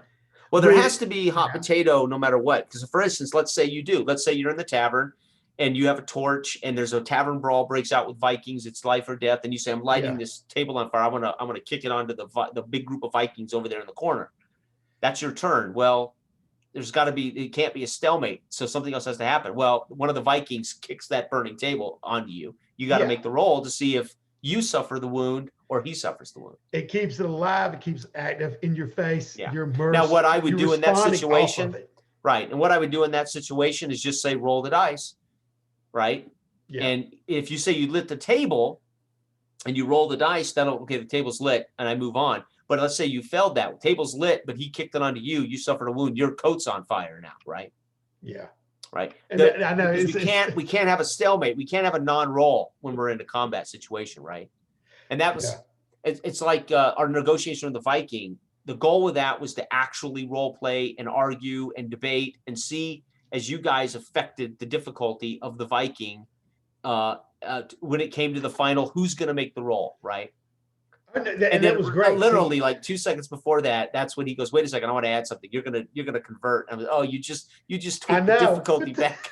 That's what I'm saying. But even my character, the way I was thinking that I was trying to do that, I was like, I hope one of them don't say something that's gonna take this dude off because I'm trying to sway him. So it's not like we're throwing in our stuff together. It's like I'm working at counter purposes to them. We're all wanting the same purpose, but I got a different agenda. Right. Well, you're trying to win. You're trying to negotiate and get what you want to get. And David is trying to spill them out. Military. He's Todd was the priest, and I'm over the. Well, it's fun. I think honestly, Todd was just seething that you were number one negotiating with barbarians. I think that's like, I don't want to negotiate with these guys. But that makes total sense. Yeah, I mean, it does. It would be like that. And that's then what's so loud. I made it a point to point out that they had killed and murdered his kinsman. But see, that's playing a real character to me. It's not just like cardboard. It's two cardboard cutouts wouldn't sit. It's role playing. It's role playing. It's beautiful. It wasn't two cardboard cutouts sitting beside me that I go look and go, Todd, what does your list of skills allow you to do this time? I think how can Todd we plan together? Right. How can we plan together to shift this dude over there? Todd just sitting there going, right. You've got all them hanging out there. Right. If he's convincing you to stay here, y'all need to convert. Mm-hmm. And I'm going. And it was right. It was 100% what I would have done. But see, as a choleric, yeah, but everybody remembers those moments. Yeah, that's what you remember. That's why you play. But it caught me off guard as the barbarian. I'm like, what did you just say? I know when he said that, I said, crap. I almost had him. I feel like I was fishing. You know what I mean? Okay, I think about doing it, and he drops. Well, because he had the upper hand. I was telling my wife. I mean, the thing is, he owed you nothing. He had the upper hand. It was like, and then Todd lit through that holy hand. There was nothing you could give him and then when David said, I think it was you that said, your children will be our kinsmen. Your families will be Englishmen, basically. Or no, Irish. Yeah. And it was like, okay, now you're getting to what motivates. Speaking on his language, yeah. Right, because at you just coming to him and saying, help us, like, why would I help you, right? I'm taking what I want, right? But see, I was involved with that character because the first one, when I started, I'm sitting in that room with my little scribe, and then the king comes and he's saying something. But right before that, I noticed that letter, right? Yeah. And I'm like, should I tell him about this or should I not? So I had that ace up my sleeve, right? Well, I expected you to have a conversation with the Baron about your discovery. I know. And when you didn't, I thought, dude, either Dell didn't see it or forgot it. Or what's up? And then when you mentioned it in the barbarian thing, I was like, oh shit, I get it. Okay. I know, man. I know. But that's amazing because you really can't have those moments all that much unless the people are immersed in the character and are seeing from their eyes. You can have those moments in games like, well, let's just take Fantasy Age, for instance. Yeah. Fantasy Age has combat encounters, social encounters, adventure encounters. That would have been a social encounter, which you were supposed to convince the Baron something about that letter. And you would have rolled dice to have an actual conversation with him, and it would have been dice rolling, and then it would have come, you would have solved that social encounter with some clever device, dice roll. As opposed to what it was. It's your information. You're free to do with it what you want. And you didn't say a word. And I thought, that's interesting. I'm sorry, but organic play, the way we did it, you had no idea that I was going to have that ace up my sleeve and do that way. Nope. And what I'm saying is, it's a moot point for games to walk you down any corridor and say, you need to do this because that stuff will develop automatically. And that's what I'm saying at the table. Yeah, but in a module for a module of Dragon Age, it would have had a chapter in the module that said Yeah. that the party needs to negotiate with the Baron about the stolen land. They're going to have to achieve this, this, or this. Somebody playing a module would have had to try to get you to do that, or railroad you by saying you guys need to make a check to convince the Baron to give you the whatever the case may be. So we could have had a different. You guys are free to different be who you're going to be, right? Yeah, exactly. You were free to keep that shit up your sleeve for another day. I know. I was like, it paid off for me too. Yeah. That's why I was wanting to see the next. Yeah. Well, and the irony is, I mean, God, I mean, here's the thing: the Baron doesn't know anything about it. So if that Viking successfully liberated that thing, you could have taken it over. That's what I was wanting to do. Right. And he would have had no clue that it had been stolen from him. Right. Yeah. Yeah. That's why you were working a Game of Thrones thing. Exactly. And then at some point in the game, the Baron might learn of this, and then it might become a dangerous situation. That's what's awesome about it. You never know what's going to happen, man. Yeah. I don't like pre-scripted stuff or saying you do it, because the most fun, even for the GM, is to not know, I'm going to lead them over here to talk to this. What the crap is going to happen, man? Well, it was like Mark, when they found that silver mine under the house that they took control of in our basic fantasy things, Mark, Josh, and Lee. Yeah. And they were mining silver. They had the miners and everything, and they were building a little they were becoming a very powerful little group. And at one point, Mark says, "We're going to mint our own fucking coins, and we're going to devalue the king's coins." I was like, "Fuck, dude, that's sweet." I mean, so they were minting their own coins, right? I tell you that one game we played, it was the last one with them, and he was passing out those mint coins. He said they don't really say anything different. Now, this is what I'm like, okay, they got a silver mine. That's where we all came from. Now, when we got in that ship and we went south, right? And we got there, and you said that it was a ship that was carrying offloading it was weaponry, right? Yeah. Yeah. And we went up to that little goblin there, and the goblin's that pours in the water, and I was trying to initiate combat, right? Right. So I had one of the king's coins, right? So I said, "This is who you're after." So they have a target. Right. And when we walked out of there, I was going to tell them, guys, no, this is what we do, you idiots. Yeah. Don't walk around passing these coins out one at a time. Right. We're going to take all this down here, right? We're going to buy everything that's on that ship that he's trying to sell off with our silver coins. Right. It's already been tested. He doesn't know any different. He's going to take them back up north, redistribute them. We're going to sell all of these armaments south, get gold pieces for them, load up the wagon, go back to there, since you're going to mint all of these gold coins and get gold coins into rotation and really knock them. That was my plan. Yeah. And right at the end of that, Mark looked at me like he was ticked off that I started a war, and I thought it was brilliant. I was like, we're going to bank. That was what I was thinking. But see, let's go back to the ship. But see, that's old school basic fantasy, right? It's allowed to happen because your characters exist in a world in which there's these variables that you can embrace, right? Yeah. But half the time, freedom, half the time, this is what I'm saying about, I think, immersive role playing with people who want to be a character in a world. That's just a meaningless detail. Those weapons being shipped down there, that was just kind of a detail. You could have turned it into a major event. Yeah, exactly. The weapons mean something, in the game. I don't want to be broomed to the next combat. No, I want to see what's around me and how I can interact with it. Right. And what I want is players to feel that way all the time. I want them to be in that situation where they're pretty relaxed. They aren't worried about rules. They're not worried about odds. What are my odds of doing this? Oh God, I only have one sleep spell. Do I use it now? What should I do? Right. It's just play. Just that to me would get so boring. I wouldn't be playing it today. Yeah. I wouldn't be role playing today if I didn't have some outlet for more sophisticated. I'm calling it sophisticated, but it's not sophisticated for me. It's just I'm just playing, right?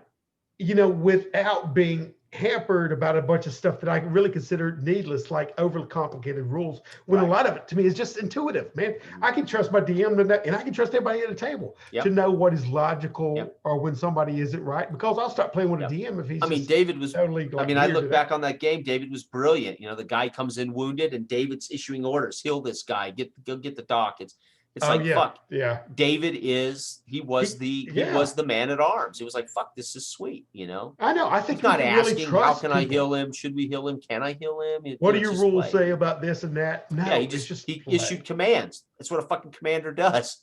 That's what I mean. And the rules that we got, if you want to call them rules or whatever, it's just like it's a basis for what are you utilizing from yourself to do this? Is this intimidation? Is this authority? Is this whatever? And we just got those little, you could base it off of that. Oh, well, he's a little bit more, and you add this to your die, roll it and find out what happens. That is it. Yeah. It's as simple as that, man. And that's all you need. Even in combat, that is all you need, because your tactics will come out naturally. As well as is something that's missing in regular combat, which is that back and forth narrative swing. I love doing that. Like in that script, that's a brilliant description of Dark Age of Man when you're doing that. And I'm like, yeah, that's how it is. Yeah. You know what I mean? When you're rolling that dice, I pick it up because we see what happens. And that's the problem with the traditional D&D combat is you roll and miss, and we just move to the next guy's turn. Roll and miss, next guy's turn, roll. Hit, 5 points of damage. It's dead. Yes, I hit. Yeah, it's like that. That's the excitement. As opposed to us in a fight. Yeah. I mean, think about it. We were sparring. We were in a actual combat when I was negotiating with Sir Charles. Yeah, that was technically a verbal. It was a verbal. That was it. It's like a dance. Anything's like a dance. We were doing the same thing, except we don't have to interrupt it for some mechanical device. Then there's going to be a roll when you as a GM decide, okay, we got to roll for what you're trying to do here, because I can't just give it to you, right? Or you can't just decide it, because then that's kind of fucked up, right? Because then I'm not playing. Then I can't affect play. Yeah. Well, then I'm not able to affect the game if you just say, we're not going to do anything. I win and walk out of the room, right? Then the player has had no effect on play, right? But I had just watched Willow today for the first time all the way through. Okay, believe that or not. Okay. And we're at the end of it. If anybody, you've seen it, right? I have, but I'm telling you, dude, it was when it came out at the theater, like 80 something. Yeah, and he's the Hobbit-esque guy, right? And he's doing the little parlor tricks because the farmer, and he hides the pig underneath the blanket and then says, "Whoo, it's gone." Just a little magic trick, and then the pig runs out from underneath there. Everybody laughs. Well, at the end, when he's fighting the sorcerers, right? He tries to do the real magic, right?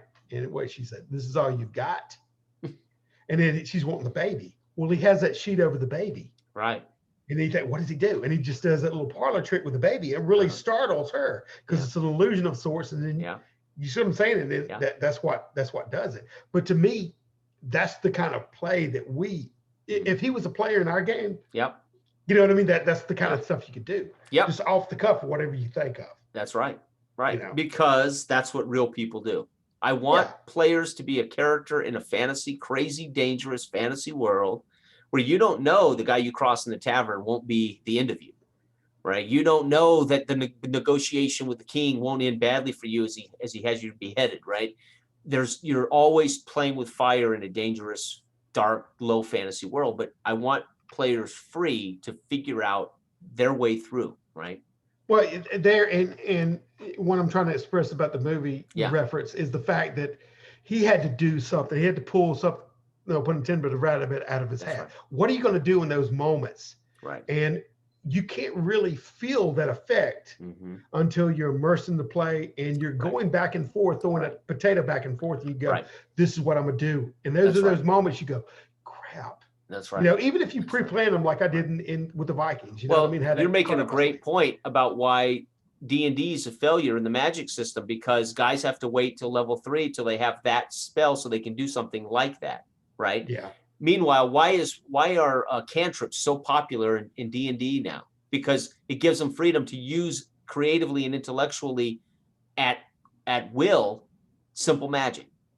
Well, see, I bring it up because the way we got magic in this is not structured, but it is more like sleight of hand and whatever. I could literally be a player like that and say, I'm pulling this. And you go, oh, that's brilliant. Yeah. You know what I mean? And this is how she reacts. That's what I mean. In traditional games, you can't. You have to get the spell, or you have to have the skill, or you have So you could do off the cuff stuff like that in the gaming and come up with something unique. And instead of looking like, what skills do I have to do this? And it also answers that old tried and true question. Well, why can't I sneak? Why can't I backstab? Why is the thief the only one that can sneak and backstab? Yeah, do whatever you want to do. You know what? Yeah. Great fucking question. You're right. Why is the thief the only guy who can sneak and backstab, right? Of course you can. Tell me how you're doing it, and then there's going to be some modifications based on the lighting and based on how, sound you are in it. If you're in armor and shit, probably not, right? But this is the problem also with having skills. The guy with horseback riding can horseback ride. The guy without can't, right? Yeah. Now, I mean, you're more proficient at whatever. It's listed right there. I mean, it's listed right there, and as well as with your backstory. And like I said, if you don't want to break that immersion, that table immersion that everybody has, I'm not going to tell you that I've never been. I've been raised in a convent or whatever like that. And obviously, no horses are around, or I'm not. This, and I come out, and all of a sudden, I'm an expert at that. You still play off. Is there's an element, like I said, you don't want to break immersion at the table or with yourself by claiming that you're something that you're not, right? Or something that doesn't jive with who you are. Yet, and just naturally, just from that setup, like when we sit down tomorrow and we say who we are, there's going to be a communal thing at the table that's going to know your realm of possibility and plausibility to what you could do. You know what I mean? So generally, you've already played your hand. It's right there in front of people. But even you can't see it, but I'm holding up that character sheet. But even our attributes will imply that to some degree. The guy with the highest prestige, you kind of know even without defining him that he's going to be the guy that's carrying a certain level of birth, rank, and reputation among your group, whether the other players He's like it more or cultured, not. Yeah, Right. So the guy with the highest prestige in your group, he's probably going to be naturally the leader. He's going to be naturally the one that everybody else has to, because we're in a class-based society, right? Yeah. And prestige means everything in the Middle Ages, in the Dark Ages too. It's that's just a fact. Yep. That's just a fact. Even if I don't ask you guys to give me a background or define it, the character you make, which you guys didn't get to make these, I just handed you pre-gens, but now you can make a character because you know the rules. So if you want to make your own, right? I don't care. Oh, I'll put, me, I don't care what I'm playing. I love diversity and whatever, but that's what, if anybody would question that's why the prestige system is so important in this time of age, because the clothes did make the man. That's why in the game we was playing, I said the serfs didn't wear no more. They wasn't allowed to wear colorful clothes, except like I think a blue during the festival time. They had to wear earthy tones, brown and gray. Sure. So I mean, literally, he wasn't. And that showed your rank. It showed your prestige with what you were doing. So it's important. You were not a free man. Well, you were you were a serf, and if you left the county without permission, your ass could become you wanted a criminal, right? An outlaw. They were when you left the work of the Lord, you became a fucking outlaw living in the woods with the Sherwood fucking right. I know. That's what I'm saying. So prestige also earned you your freedom. Being landed or gentry, right, earns you your freedom, right? Yeah.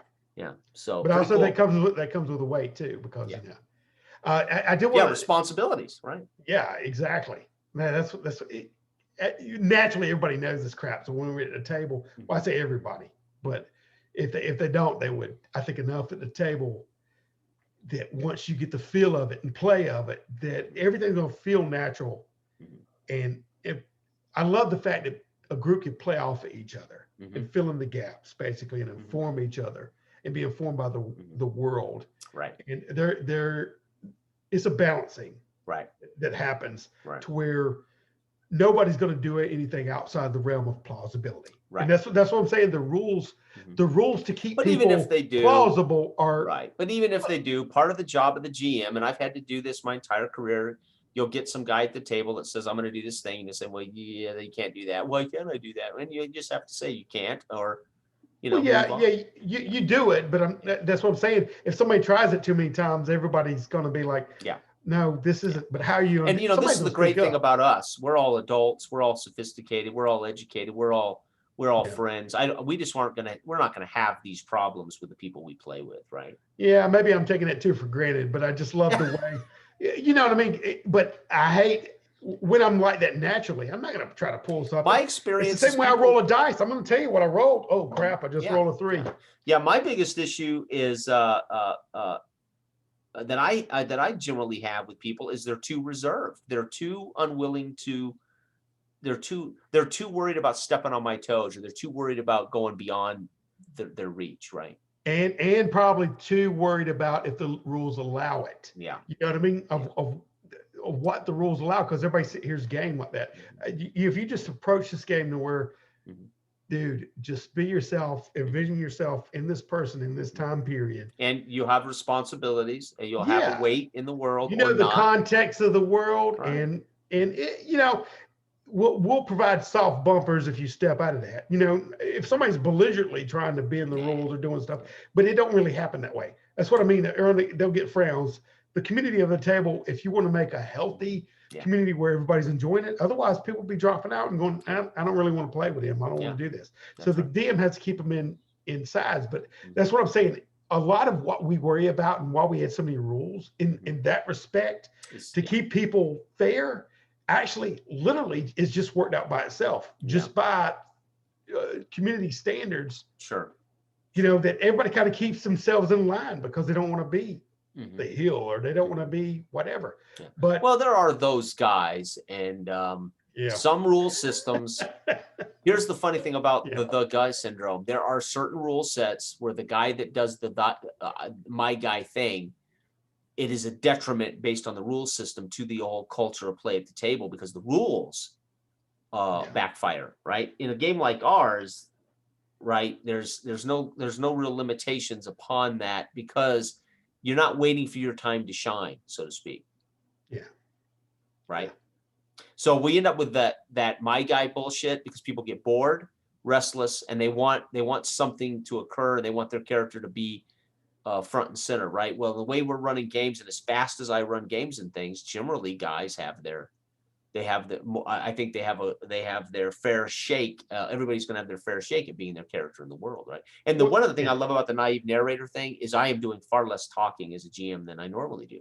That's what I mean, because you're playing with the choose your own adventure group. They said, what would the rules around? You tell me what happens, Jason, until the point I'll tell you if he wants to go right or left, and then I'll wait on, with bated breath on how you tell me what happens. Right.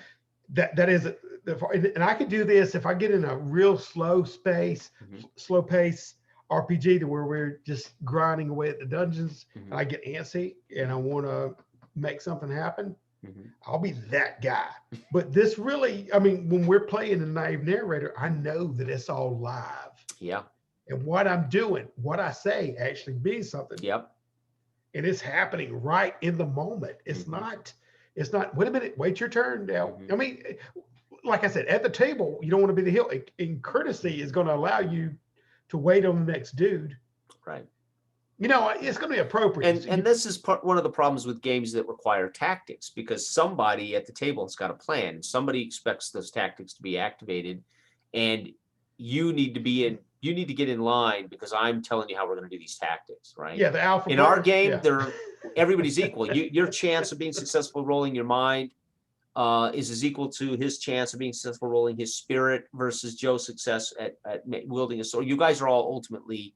There's no tactics, so to speak, or rule set in which you could fuck up if you don't do this thing the right way, right? I know, but honestly, even when you're in the midst of battle, there's no tactics anyway. It's chaos. Yeah, it should be in that aspect of it when you're involved in it and immersed in it. Okay. Yeah. Like what did Mike Tyson say? Tactics go out the window when you get punched. Yeah. So the fact that when Todd was sitting there, he goes, "Y'all should all convert to Christianity." He just blurted that out. Yeah. Right. Yeah. And we're like, crap, because we knew what was said. It was set. That's what happened at the table. And Todd didn't have to ask for it being valid. It's instantly valid because we're in the space, and his character said it to the barbarian. The barbarian heard it. There's no taking it back. There's no going, can I roll for that? Yeah, that's what the immediacy of the thing, and you go, crap. Right. And then my character's, as my character's like, he didn't mean that. He meant...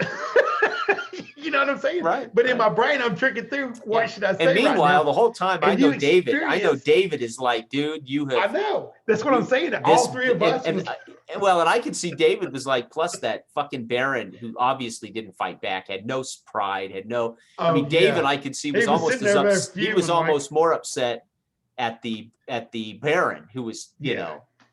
Yeah, which Oh, I know. ended in him having to kill the Baron, right?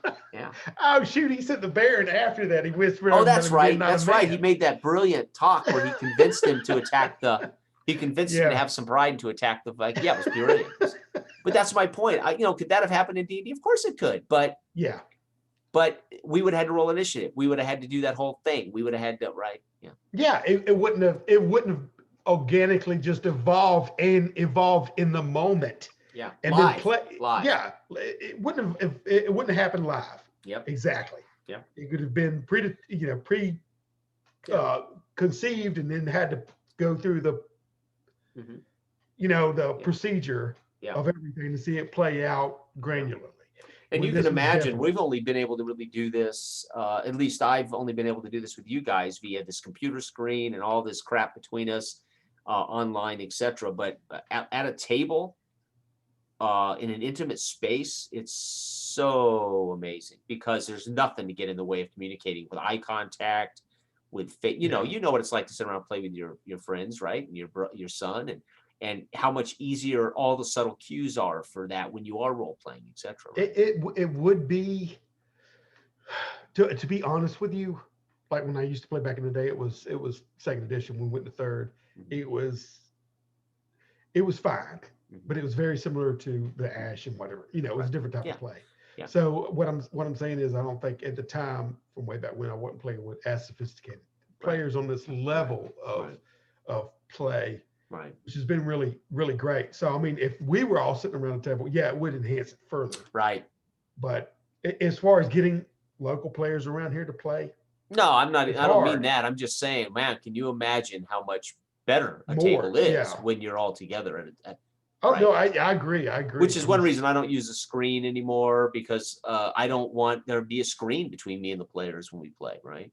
Oh, yeah. The DM screen. Yeah. I've used a GM screen my entire life, but in the last couple of years, I've dropped any kind of screen between me and the players. Yeah. No, that's what it's. I say, if I can sit on the couch and just, just play and have that dialogue. I do know.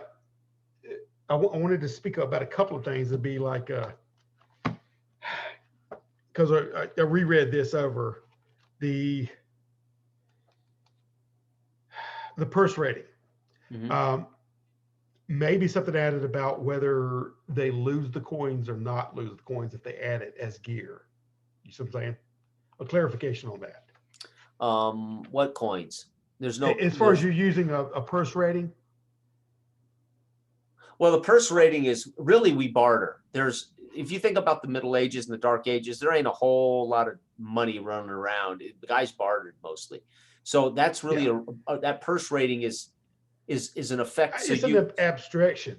It is, but let's say, for instance, I'm thinking of the scene in the last what the hell's that show I like so much? Last Kingdom.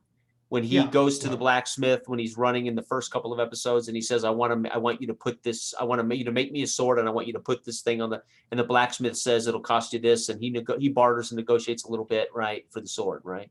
Oh, I know it's used as credit, so to speak. Yeah. Because essentially it's gear that you're adding to it. It's a gear bonus. What I'm saying is, most people spend coins as an expenditure. So I'm just saying, if we write in that it's not that you lose these coins if you add it to it. Like if you got a purse of 1 and you add 2 coins for +3 on your roll to see if you can do it once a day, right? It doesn't mean you lose the 2 coins. It's all I'm pointing out. Because some people may read it and go, "Oh, I lost those 2 coins." It's a small naggle. I'm just saying. Right. Because so really the silver coins, what I either figure they're either not going to be in the final version of the game, or you would only ever, silver was so valuable, you're not going to be caught running around with 10 silver coins in your pockets. Yeah, right? You're not carrying them. It just adds to all your that prestige. Silver coin is really is a chance to add one more bonus to the roll, which is what you just said, right? Yeah, that's what I'm saying. I mean, but when you read it, somebody who never, we won't be there. They'll just say, "Okay, well, I had to use 2 silver on this." Right, and I failed the roll, I lose my coins. Right. Yeah, I'm just saying, it doesn't make sense if you sit and think about it that you would, but yeah, that's why we may have to just remove that whole idea of actual coinage out of the game, and it's assumed that you barter, and it's assumed that whatever's in your pouch is all you needed if you succeed the barter. Yeah. You know, I need an excellent sword made, and you roll the dice, and you win the barter, and you could even say, hey, and I'll give you my old sword toward that, and that might score you a +1 or whatever. You roll the dice, and he says, come back in 2 days, and I'll have you a sword made, and that's just the argument is whatever you manage to barter financially is in your purse when you succeed, right? In other words, the game is never going to be about acquiring coins, but as I did with Brian in the game, I said, if you get this ore shipment successfully back to Twin Tops, you're going to get a permanent +1 purse boost. So when he got back and would have sold all that ore to Twin Tops back to those dwarves, I would have given him an actual purse bump up 1 permanently. So in other words, he's wealthy. He's gaining wealth. Like prestige, right? Exactly. It's just more of the he's got prestige, but he's got the money aspect to back it up, basically. Right. I mean, maybe it can be incorporated with renown too, but or the repute. Yeah. But I leave all that up. I leave all that up to what occurs in a game between players. When a player says, don't you know my repute? You should know who I am by now. I am the man who slayed the dragon. I am the man. And they're actually quoting back how they scored their repute, right? Yeah. In a conversation with a king, right? And I say, dude, that's okay. So we're going to add your repute score instead of your prestige score to this roll, right? Yeah. Because you're actually telling the king, don't you know that I'm the man who slayed the green dragon? I'm the guy who saved the princess. I'm the guy who saved the village from burning down. I'm the guy that saved the daughter of the king, right? And the king's like, oh yeah, right. Oh shit, yeah, sure, right. Right. I know you are, and you know what I mean? Yeah. And that's what I love about Last Kingdom. There's moments where the king utilizes Uhtred like a motherfucker, and then later in the Uhtred's like, dude, I've done everything for you. I've given you everything, and you keep asking me to make oaths to you. That was further evidence that he's the fucking king. You're still just Uhtred. Right? Yeah. And there were these moments where it was just brilliant, I thought, in that show. It's like, I want a game that can have that happen. Right? Oh, no, 100%, man. I love that show. Like I said, I was reading those books way back in the day and everything. And I was like, that's the only reason I got Netflix. Right. Yeah. But I'm 100%. That was just. I'm looking for little maybe clarifications of where something might be. But we're going to get feedback if we have any beta testers. It's going to come up. I guarantee tomorrow. If one of them say, "I want to go get a better sword," right? I can see it happen tomorrow. I'm going to go get another sword. All you got to do is find a blacksmith and talk to him about crafting your sword, and then I can hear it now. Well, what do 2 coins do for me? And well, those 2 coins are a bonus, and you can basically. That's part of adding to your wealth, your barter roll, and those coins would be given up if they succeeded. If you want to use those 2 coins for the bump, they would be given up to the blacksmith. Yeah. If you fail the roll, though, you don't lose the 2 coins. You just don't convince the blacksmith to make the sword for whatever it is you're trying to get the sword. Yeah.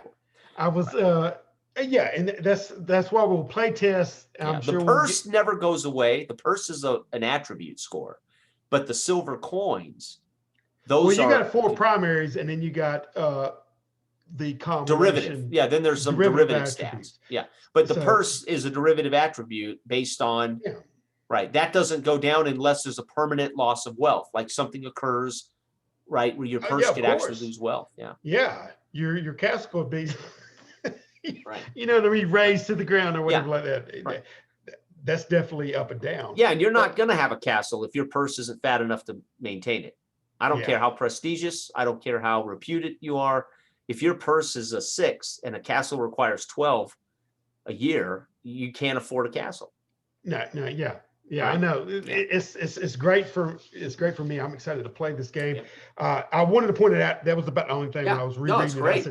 I said somebody probably asked that for clarification. There's probably going to be a bunch of other ones that we'll have to do, and then but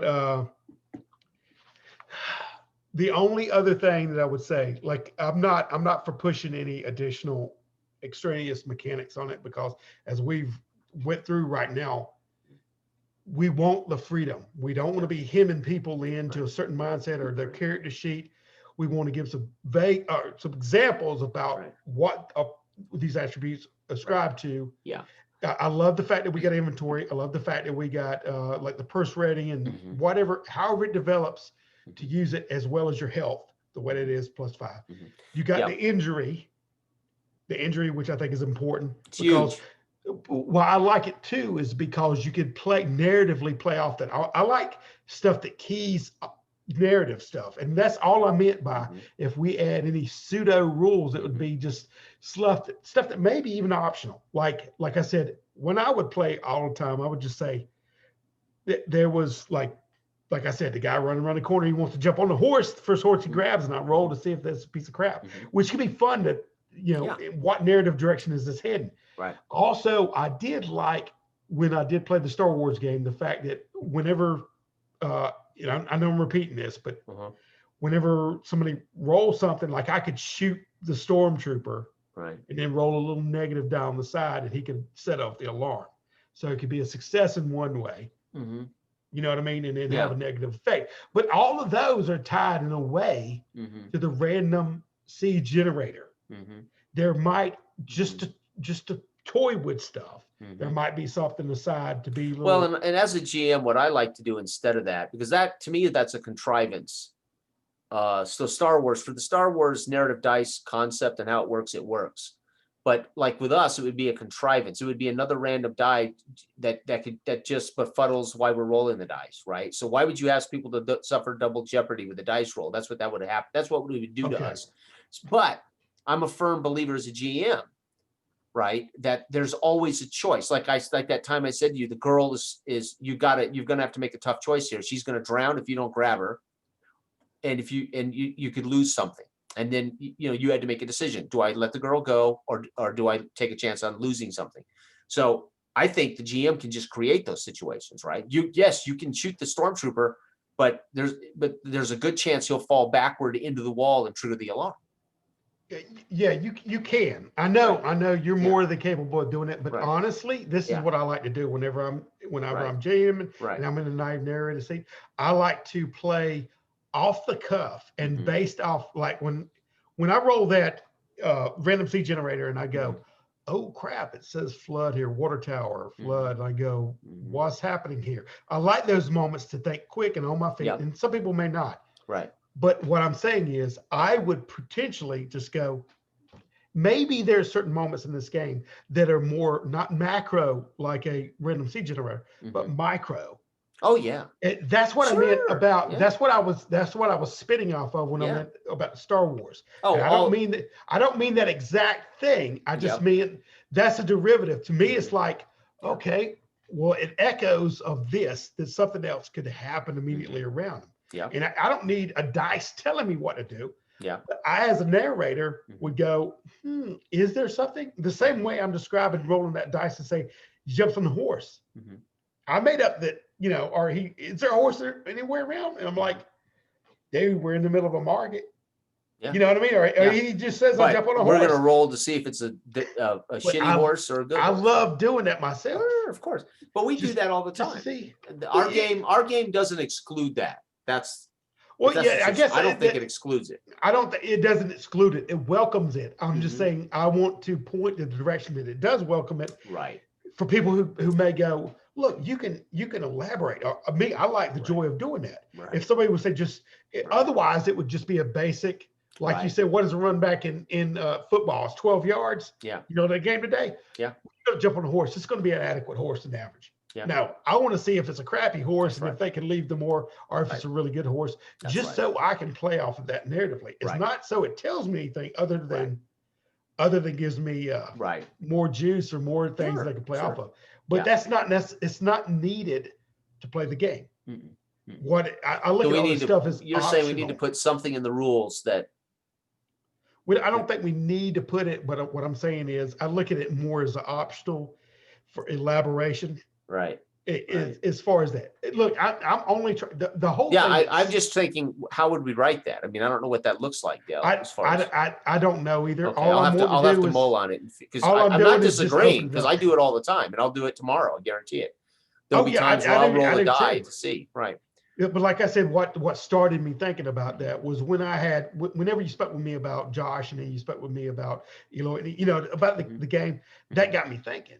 And I was like, well, I guess people do like to feel that more, not necessarily the randomness about what could happen, even though that's what we'll be actually doing, but that something would dictate it more so than just GM whim or Fiat. fancy or Fiat, fiat GM, or Fiat. adjudication. You know what I mean?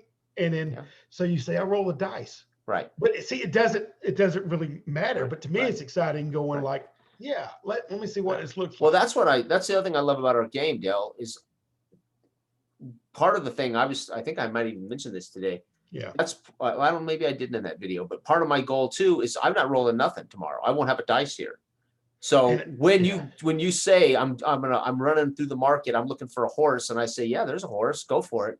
And I say, but you're gonna have to make you're gonna have to make a roll here, right? And whatever you're saying, we're gonna make a roll, and that roll I will already know in my head whether there's a fair chance it's a shitty horse or that it's an excellent horse, and you're gonna roll based on your mind or your body to jump up on that horse and take off. You might be saying, well, I want body, I'm gonna sprint across, leap up on the horse. So you make a body check, and that body check will determine what quality horse. As opposed to you won't fail to get on the horse and steal the horse, but the check is determining the quality of the horse.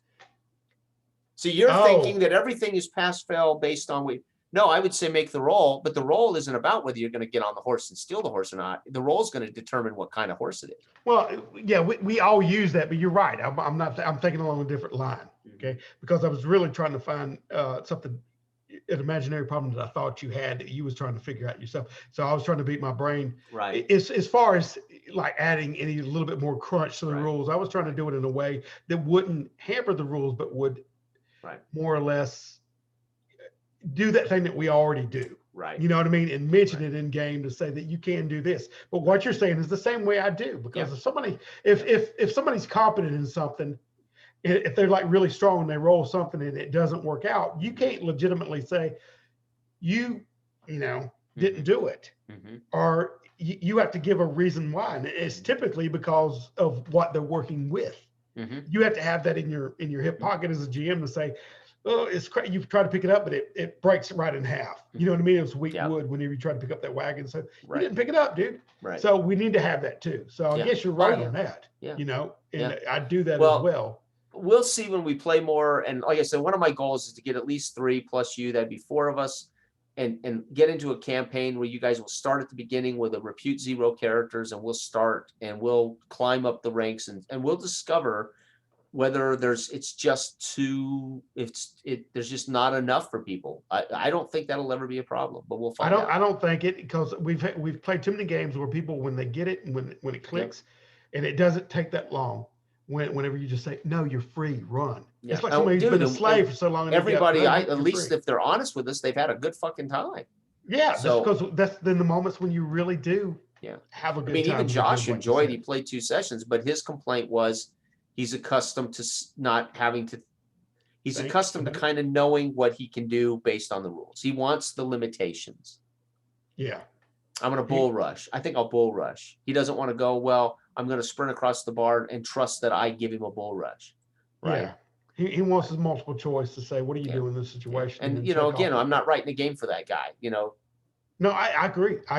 And like I said, a lot of what I was doing, I'm glad we talked, because I've been kind of burdened with that. I was going like, because I thought I was trying to come up with something that wouldn't hamper the game, that would probably add you wanted to help me fix it, waylay my concerns. Exactly. But I was barking up a wrong tree, and you was going like, I'm over here still. No, because I think when people give us feedback, even if it isn't pleasant, we have to analyze it.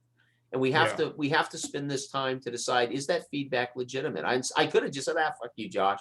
That ain't going to help us make a better game. Oh, no, but it gave me a chance to think of it too, because I know there's going to be a lot of people like him to say that. And I go, what do we really, it made me analyze, what do we really want to appeal to? And it made me focus back in on that. And you know what I mean? Go back. That's what I watched you guys for 2 hours the other night. You had a good time. Ivan was great. All you guys were great. You guys were having a good time. But just watching it, there were moments like there's no opportunity here for characters to exist outside of combat. There's no opportunity here for there to be role play between you and shit. Literally, watch it back. I don't think Jim speaks 3 times all night. No, he was busy. He was busy typing in your comments and avoids Oh. everybody else's comments. Oh, You see what I'm saying? But he had time. That's why I say I'll go get and a I hot think, dog. Let and me I know what's told my favorite. wife, I said, shit, and I think Dell maybe said 20 things all night. That's what I'm saying. I'm playing a different game. That's why I said I was surprised when I started playing with you.